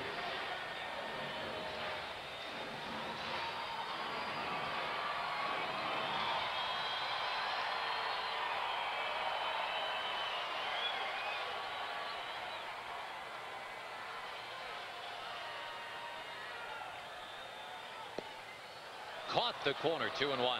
That's a good pitch to take. That was a good pitcher's strike. Tailing down and away. He made a good pitch, 2 balls and no strikes. If you hit that, chances are you don't get a good piece of it.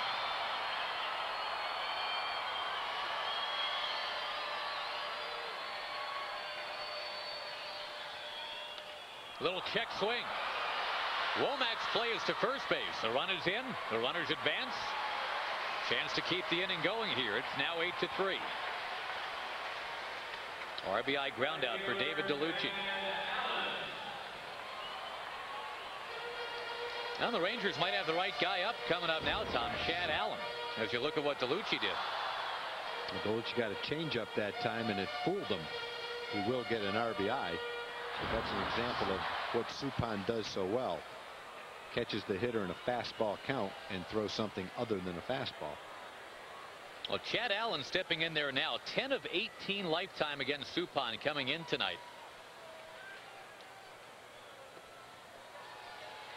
Let's see if Chad can work the count in his favor. Rip one into the outfield.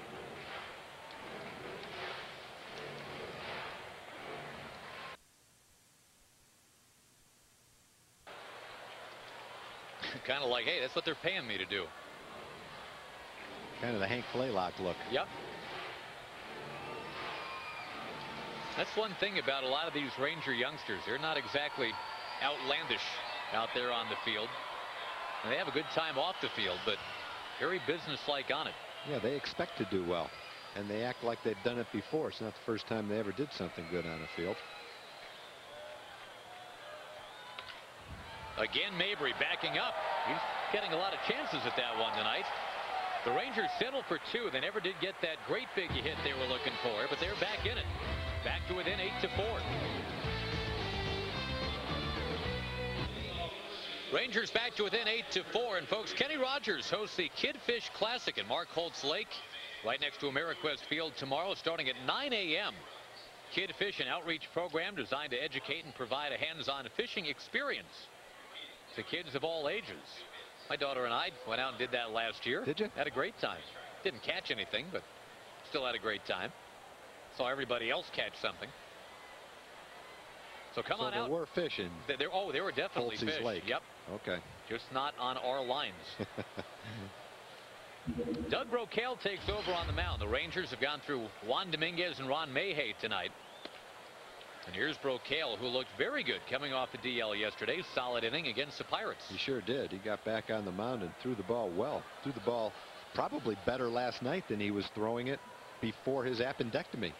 Threw the ball hard last night. Reached 94 miles an hour. Let's see. A lot of strikes. Doctors removed a rib from Kenny Rogers. He got better. Probably going to be an all-star. They take out the appendix of Doug Brocail. He comes back throwing harder than ever. This ball getting past the mound. Tough play. Michael Young spears it. Got him. What a play by Michael Young. Didn't look like he was going to have time to get there, but the throw made up for it. Renteria bidding for an infield hit. There's nothing Brocail could do.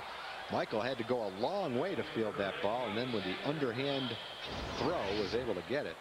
Sidearm throw. Had a little extra on the throw. He knew he had to. Nice play.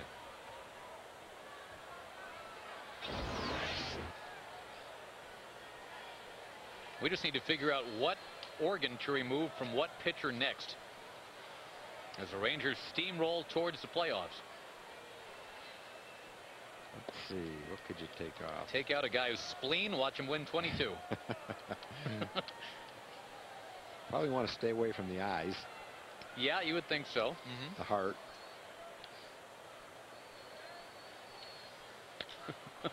Sanders drives one deep to right. All the way back to the wall. It is going to go. Reggie Sanders, have yourself a night. 3 hits.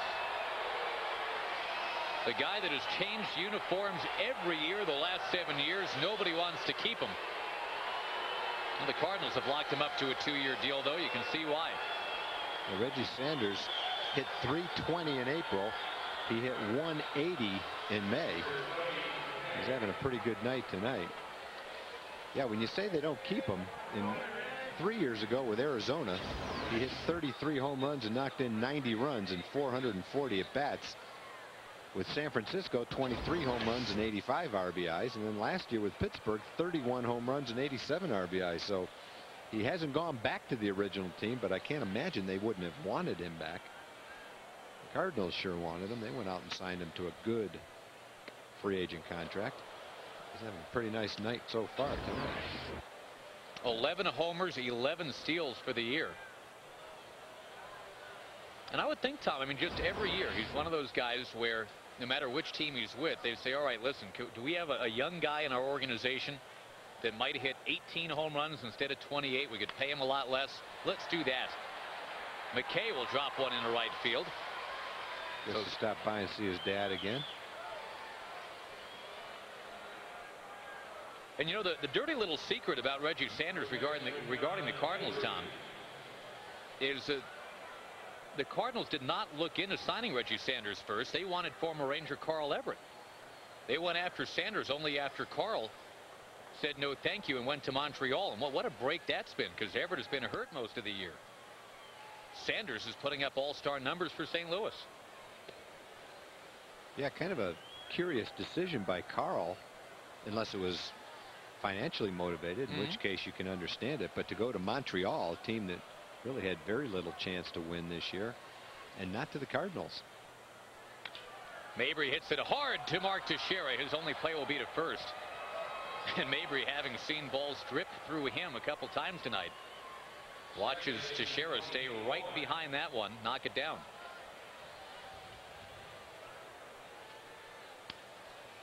Another ball, though, Tom, that if the Rangers field it cleanly, they've got a chance for a double play. That was a very hard hit ball, though.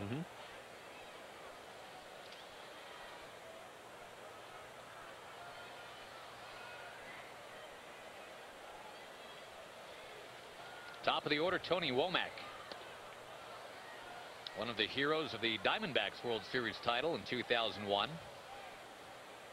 It was his double to right off Mariano Rivera that tied Game 7 in the bottom of the 9th inning. Set up the Luis Gonzalez hit. Womack laced a 2-2 cutter down the right field line. Brian Anderson was in here recently with the Royals, Tom. He was talking about Womack. Then a teammate of his says he's never seen a guy Womack's size hit fastballs middle in as well as Tony Womack. The Rivera cutter indeed in on his hands. He ripped it into the right field corner. And you see Brocail staying away from him.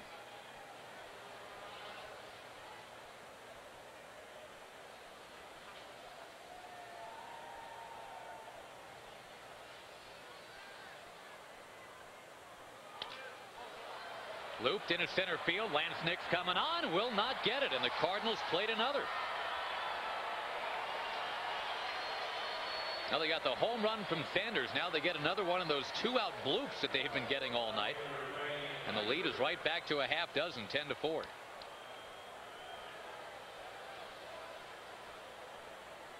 And you hate to say it, Tom, another one of those instances where if you turn that double play, the inning ends. You don't have to worry about it. Yeah, it was going to be a tough double play, but it was possible if Tex was able to come up with the ball.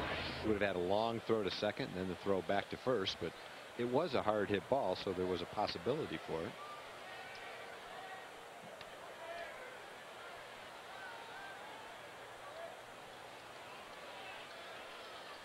Well, the Cardinals mean business. Battle of two teams, a half game out of their respective divisions tonight.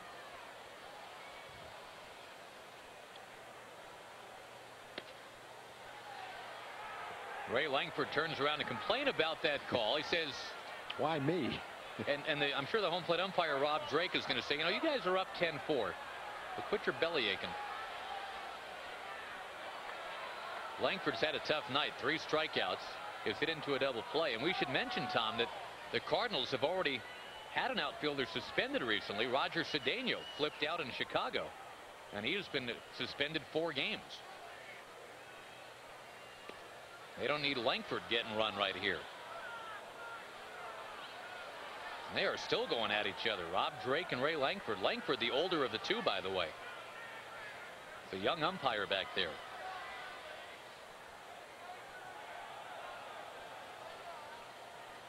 Cedeno got into it with Rick Reed at Wrigley Field.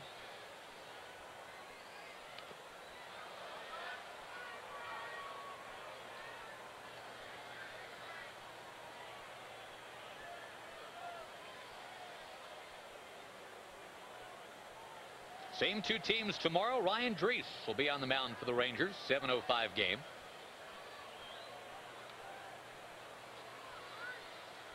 Strike 3, and Ray Langford. Watch it. Watch it. Oh, boy.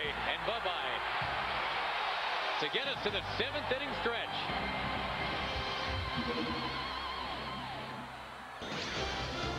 Texas Ranger Baseball on Fox Sports Net, brought to you by Southwest Airlines. Over 2,800 nonstop daily flights to 60 destinations.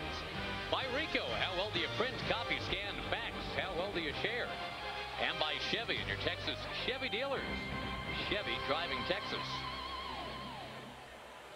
Ray Langford kicked out of the game, a 4 strikeout, 1 double play night, and did not use a lot of spidey sense, I don't believe, Tom, as he argued his way out of the game.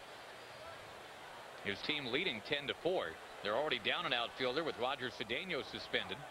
They've got to put an infielder in the outfield now. Marlon Anderson will go out there to play left. And Kiko Calero comes in the game. There is Marlon Anderson. On the mound, it's going to be Calero. Calero was signed after the 2002 season as a minor league free agent. It's been a good sign for the Cardinals. Pitching well for him. Recalled from Memphis on May 7th, where he's pitching very well. Can you name the other major leaguer named Kiko? Kiko Garcia. Yep. The Baltimore Orioles. Yeah. What years did he play? Right before Cal Ripken got there. I'd say like late 70s. Late 70s, yeah. Kiko Garcia. Kiko Garcia. He's a big guy, if I remember, for a shortstop. And native Texan Bobby Bonner was pushing him out of there. And everybody got moved aside for Cal. Barajas off the end of the bat. Everybody running. Womack, the second baseman, has got it. Mike Young coming up. Let's check our Chevrolet game summary. It's been a night where defense has kind of let down a little bit tonight both ways. That's one of those in-between balls that got by DeLucci. The two teams that play much better defense than you're seeing in this game. It's just one of those nights. Balls are falling in. Balls are going out of the ballpark. Fielders are having a tough night. Well, the Rangers, of course, had the doubleheader yesterday. Playing on a hot night tonight. Not an excuse, but just throwing it out there. The Cardinals had to travel in from Chicago yesterday. Got in around 9:30.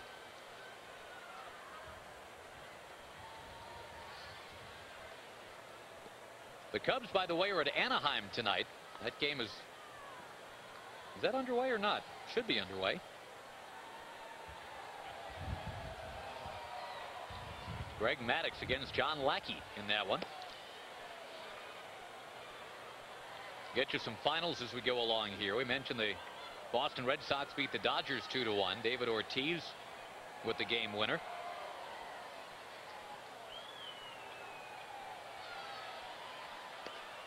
High strike to Michael Young, 2-2. Reds and the Indians in the Battle of Ohio. They're in the 11th inning, tied 5-5. Tigers beat the Marlins 8-4. And Michael Young down on strikes.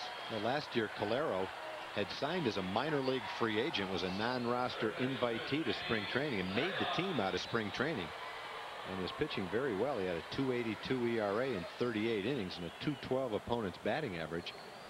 And then he had season-ending knee surgery.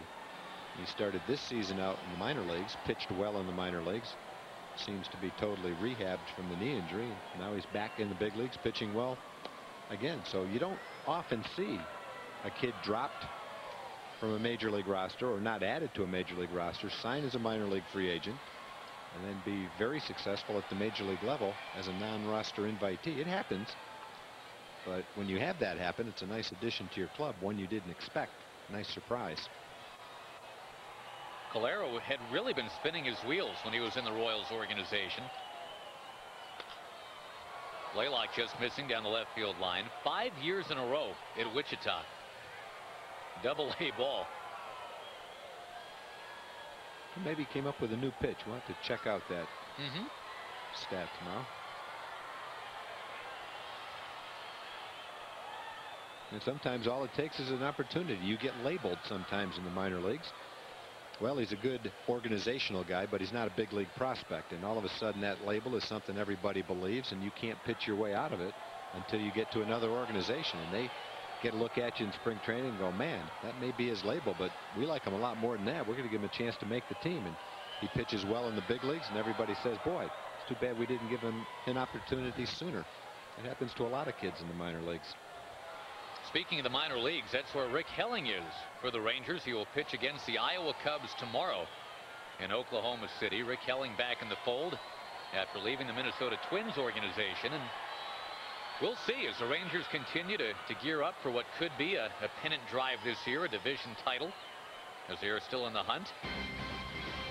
And Albert Pujols, who I'm sure will be in the All-Star game in Houston, will lead it off against Doug Brocail. Pujols, when he was in Houston a couple weeks ago, blasted a couple of home runs up on the train tracks.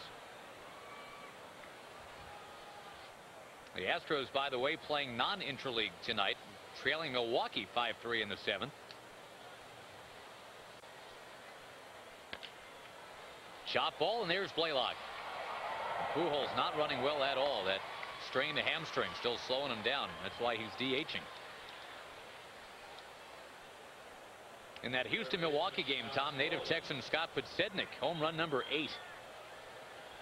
Lance Berkman has hit number 15 for the Astros.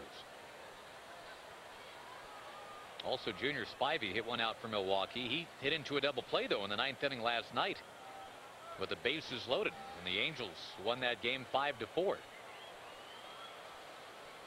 The Brewers had a chance to sweep the Angels. They won the first 2 games and were ahead in the game yesterday.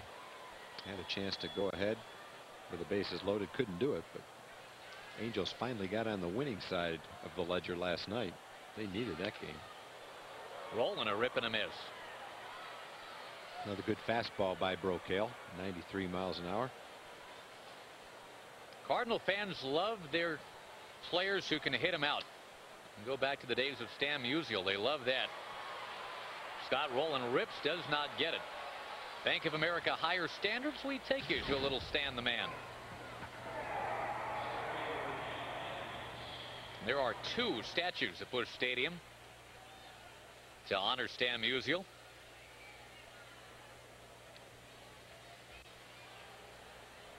Some terrific numbers. Well, the first thing you notice when you watch that old footage is no batting helmets. They wear the same hat to bat with that they did in the field. I can't imagine going to bat without a helmet. You would think that 475 career home runs, that would give him the most career homers from anybody from Donora, Pennsylvania. But that's not so. Ken Griffey Jr. was born there.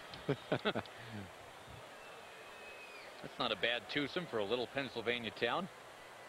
Stan Musial hit 475. Griffey's coming up on 500.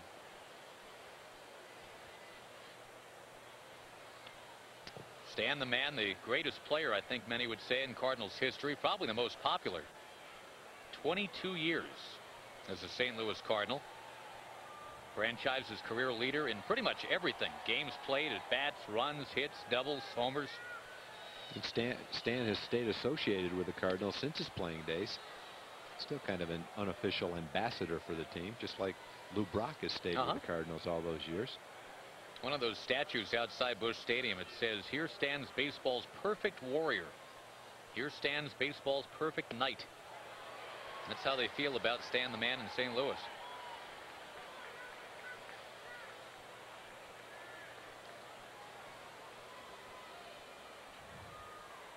Not that kind of warrior, no.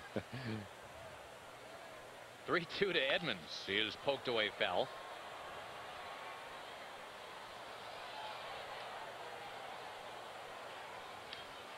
Very steady player was Mr. Musial. I think it was Carl Erskine said, "I've had good success with Musial. Very good success. I throw my best pitch, I run over and back up third base." Well, at least he keeps it in the ballpark. Edmonds pops it right to the line. Michael Young has got it, and Doug Brocail is out of the inning. The Rangers running out of outs here. They will bat in the bottom of the 8th, trailing 10-4.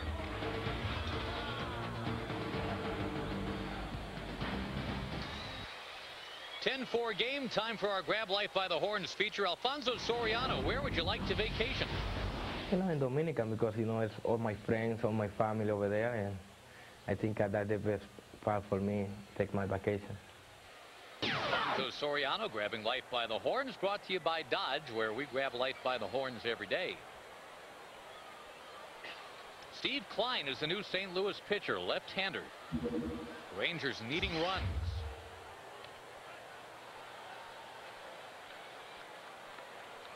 Klein's having a good season. He's already been in 32 ball games. Ray King, the other lefty in the bullpen, has been in 32 games. Klein a 1.66 ERA, King a 1.59 ERA. They both got about the same amount of innings. There goes Soriano, driving it to left, getting up, getting out. A home run off Klein.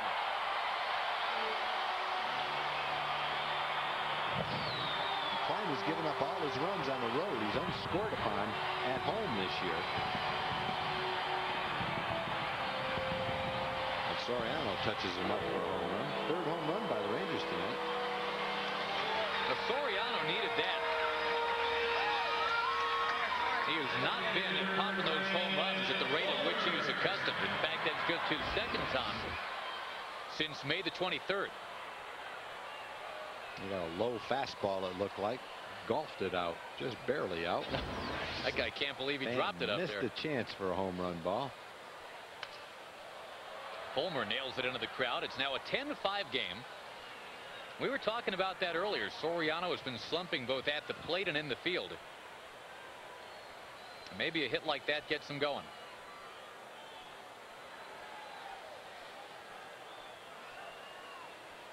The Rangers with 3 solo homers tonight.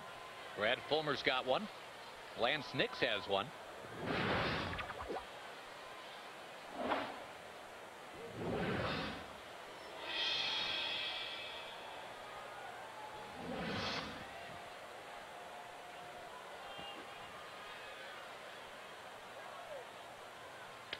Fulmer, little loop shot to second base.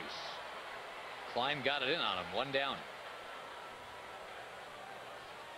And Tom, back to the scoreboard. The Pittsburgh Pirates, thank you very much. They got a run in the top of the first off Tim Hudson. And the A's now batting in the bottom of the first inning. The Rangers came in tonight trailing the A's by half a game, and if the Pirates can do the Rangers a solid, even if the Rangers do not rally tonight, they will stay within a half game. Of course, the Angels then would have a chance to move along and in front because they're also a half game out right now. And that game that they're playing, 1-1 after 1 against the Cubs.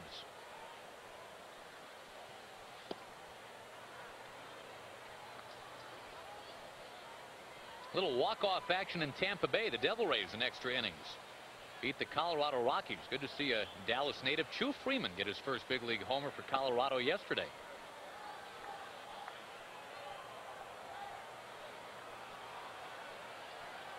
San Francisco at Baltimore postponed. Atlanta beat the White Sox 6-4. Braves back to a .500 team now.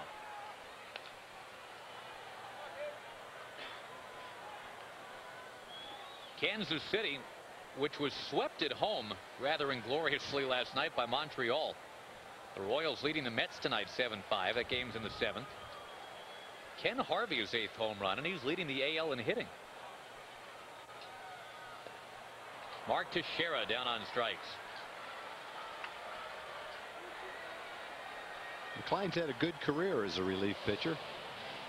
In his career, he's been in over 500 games. His ERA is about 3.4. Fewer hits than innings pitched. Hitters only hit .249 against him. And he pitches a lot. Last year he was in 78 ball games. 3 times he's led the league in games pitched with Montreal and St. Louis, 82, 83, and 89 ball games back in 99, 2000, and 2001. He is a very personable guy, too. He's the son of a truck driver from Lewisburg, Pennsylvania, which is home to Bucknell University. Runs the steps of the football stadium there in the offseason to stay in shape. I thought I read in their notes today that he coached wrestling in the offseason. Yep. High school wrestling. Plays hoops at the college gym in the offseason there in Lewisburg. Must be a popular guy around town. Mr. Everything. You know, that football stadium is named for Hall of Fame pitcher Christy Mathewson at Bucknell. See, it is Christy Mathewson Stadium. Those are some long, dark, lonely winters. Central Pennsylvania. DeLucci popping one up. Heading towards the crowd. It's in there.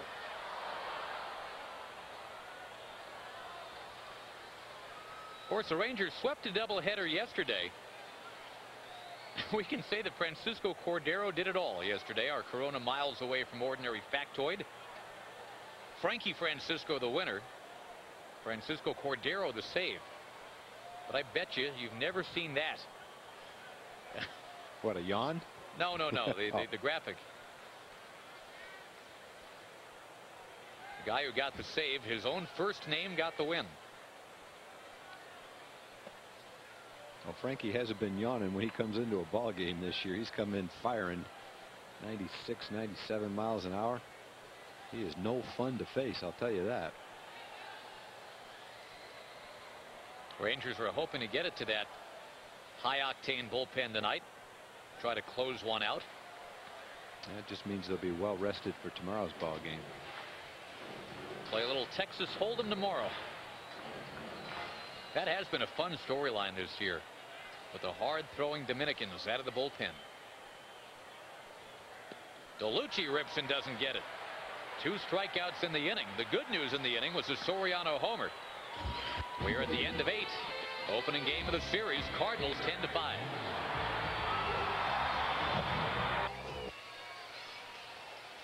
Plan your trip to AmeriQuest Field at TexasRangers.com. You'll find the most up-to-date info on special ticket offers, promotional giveaways, even where to park. Check the schedule, pick your teams, buy your tickets at TexasRangers.com.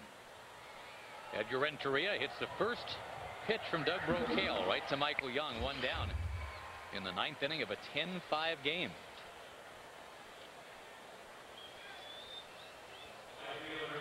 Juan Dominguez started, and it just did not go well tonight for him. Tom, 3 1/3 innings of 8-hit baseball. No, he wasn't quite as sharp tonight as he was in New York. Boy, in New York, everything was down on the corners. Tonight, he was up a little bit, made some mistakes.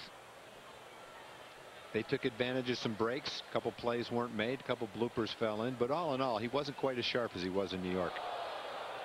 Sanders hits the deck. Brocail coming right at him. Reggie Sanders, who's had a big night tonight, going to get up slowly.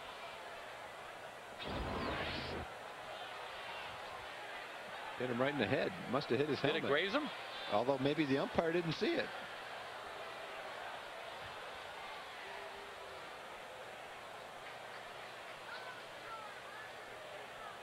That's why you wear a helmet. Umpire didn't hear it or see it.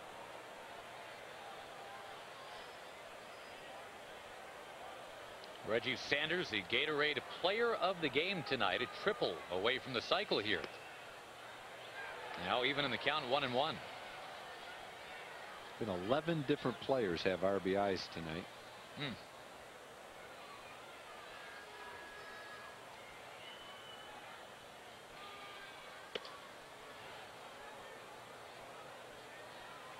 There is a Cardinal in uniform that has hit for the cycle. He's having a pretty good night tonight, too. We'll get you to that in just a moment as we remind you about the Southwest Sports Report after the game. Just a little low, 3-1 the count. Cardinals got a cycle from John Mabry 8 years ago. Mabry has a 3 RBI night going. Dale Mabry had one of those one time. You familiar with Dale's career? Dale Mabry? That's a street in Tampa. Oh, that's right. Some pretty good steakhouses around there. That's right. Dale Mabry, that's right. John Mabry, the proud owner of a cycle.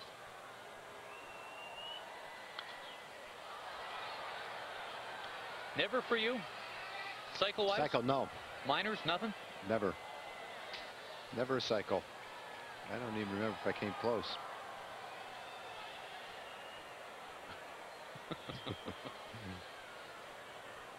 All right, no triples. That'll do. Ground ball to Michael Young. Well, looking ahead to the bottom of the 9th, the Rangers hoping to load it up from the bottom of the order. Let it circle back around and let the top of the order go to town. 17 home games in September and October. Well, and the way things look right now, with the Rangers hanging in, finishing up with 4 at home against the Angels as the last homestand, that could be very exciting.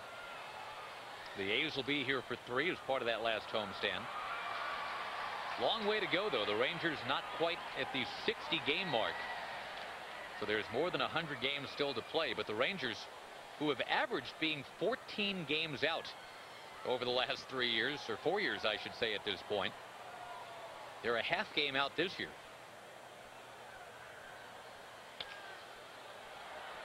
Dropping towards center field. And once again, there's been a lot of those tonight. Cody McKay, for the 3rd time tonight, can go say hello to his dad, the first base coach. Cody McKay, in his only other game he's ever played here at this ballpark, Tom, was 2 for 3 2 years ago for the Oakland A's, and those were his only 3 big league at-bats until this year. So to celebrate that, he comes back tonight, goes 2 for 3 with a walk. He raised his average from 173 to 200. We got up to the Mendoza line tonight. Yes, the old Mendoza line. Mario Mendoza, right?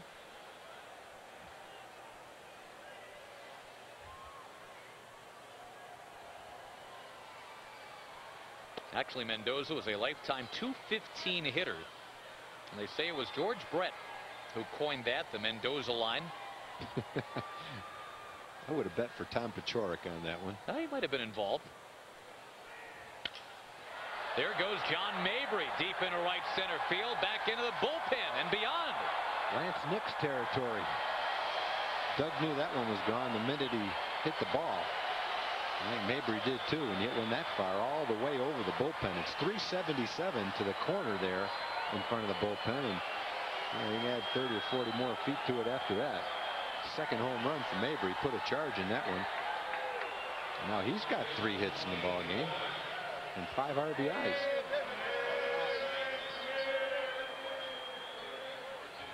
John Mabry had no home runs until yesterday. He had 1 at Wrigley. He's got 1 here in Arlington tonight. So he has found his stroke. He had started the year down at AAA.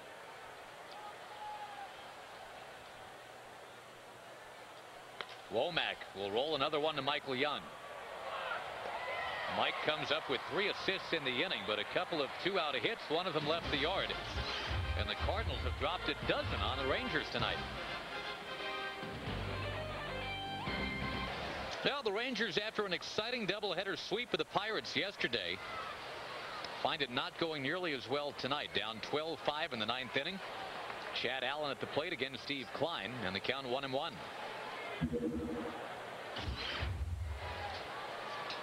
Cardinals gave up 12 runs yesterday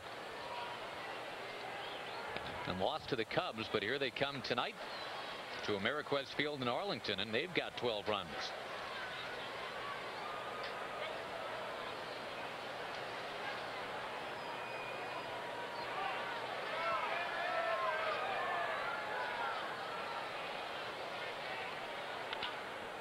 Chop ball, rolling, had it, lost it, and Chad Allen is going to reach. How will they score it? Base hit for Chad Allen.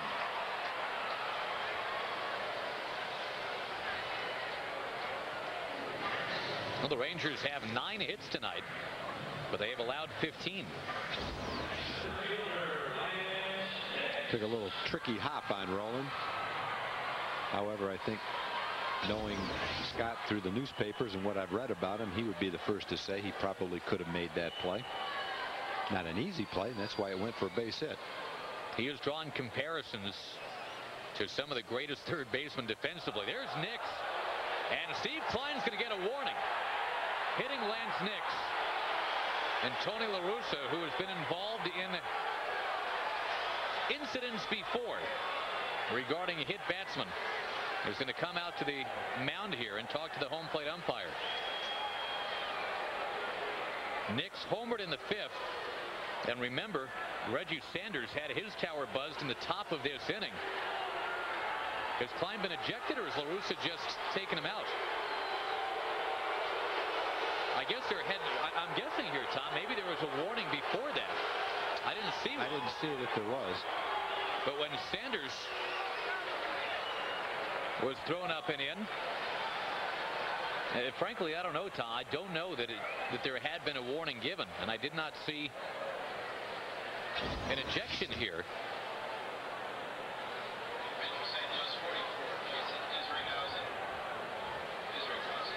No, that's a warning. He just took him out. I don't think there was a warning because he pointed to both dugouts.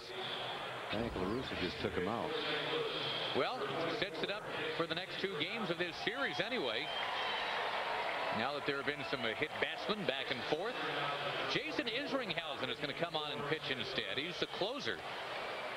And he's into a 12-5 game now. With 2 on, nobody out. The Rangers trying to rally at home on the Cardinals. Jason Isringhausen is into the game now. The Rangers have 2 on, nobody out, trying to put up a very improbable rally on the Cardinals, trailing 12-5. Isringhausen has only given up 2 homers this year. He's been a little iffy. 13 saves, but he's blown 3. And this is a guy the Rangers thought maybe, Tom, that a couple of years ago would be coming here to Arlington. Well, he had been a good closer for the A's. He's got a good overhand curveball. You get a good look at it right there. He'd saved 33 and 34 ball games with Oakland. Became a free agent. Saved 32 more with St. Louis. And that's a pretty good overhand, straight downward breaking curveball. Last year he missed the first 2 months of the season with an injury and then saved 22 games in the last 4 months. So he probably would have saved 32 or 33 games last year. So he's been very consistent as a closer. Got a good fastball. He came up with the Mets as a starting pitcher. A lot was expected of him and Bill Pulsipher, Paul Wilson, and then all of them were hurt. Looked like they had 3 of the best young starting pitchers in baseball. And it never worked out for him because they all had injuries at one time or another. Young with a sky-high fly to the foul territory. John Mabry's got it. We go to the studio for a preview of what's coming up next. Guys, coming up next, we have truck racing at TMS. The Cowboys signed a receiver. What does it mean for 88? Plus plenty of baseball to talk about from the big leagues to high schools. But first, guys, a 2-out, 7-run rally. Take it away. Thanks, guys. Jason Isringhausen will face Hank Blaylock. And just to finish the story on Isringhausen, the Rangers courted him the winter before last. He chose to go not where the most money was, but rather where his grandma was. Isringhausen's hometown and grandmother, both about a 40-minute drive from Busch Stadium. And he decided, I'm going to go where the family is. And the Rangers, you know, it's weird to think about it this way, Tom, but with Isringhausen saying no, Francisco Cordero allowed to develop, and the Rangers very happy with how that's gone. Yep, that's worked out very well. The Rangers developing a couple more closer types out there too, and Almanzar and Frankie Francisco. Not to mention still have Jeff Zimmerman trying to come back from an injury. Boy, if Zim comes back, that's some kind of bullpen.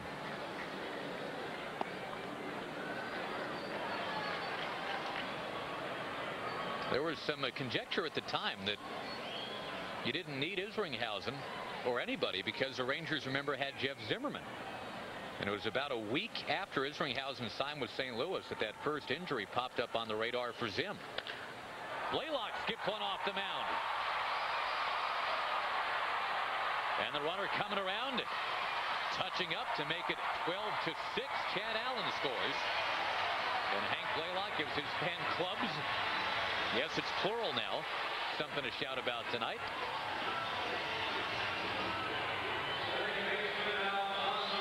The Rangers have 6 runs and 6 different batters have knocked in a run.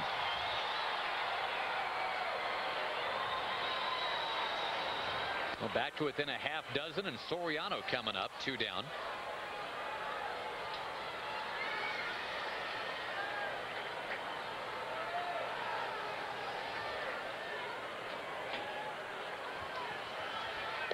Two very good offensive clubs meeting in this series. In game 1, I guess, kind of tells you that, Tag. 12-6. Total of 18 runs on 25 hits. A lot of hits. All sorts of hits, too. There's been a lot of ropes. There's been a lot of bloopers, and there's been a lot of infield hits. A little bit of everything. And 5 errors in the game. Well, we got a 12-6 score and a 12-6 curveball being featured right now. Jason Isringhausen throwing the latter. Yeah, Isringhausen has a mid-90s fastball and then that knee-buckling curveball.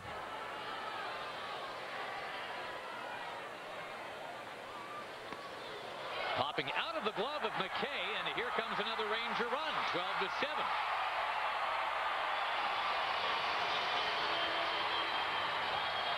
Steve Klein probably not real appreciative of that. That's 2 runs against his ledger. Let's see if it's a pass ball or a wild pitch. Let's take a look at it. Yeah, it's going to be a pass ball, I'm pretty sure. As we said, a very sloppy night defensively both ways. And now 19 runs in this game. Soriano hits it very high towards left. Marlon Anderson has got it, and that'll do it. The Cardinals, in their first ever trip to Arlington, Texas, take game 1 of a 3-game series. That final score is 12-7. Don't forget, same two teams tomorrow night at 7:05. Coming up right now, the guys will tell you about the College World Series. The Busch Light Southwest Sports Report with Rick and Kevin standing by.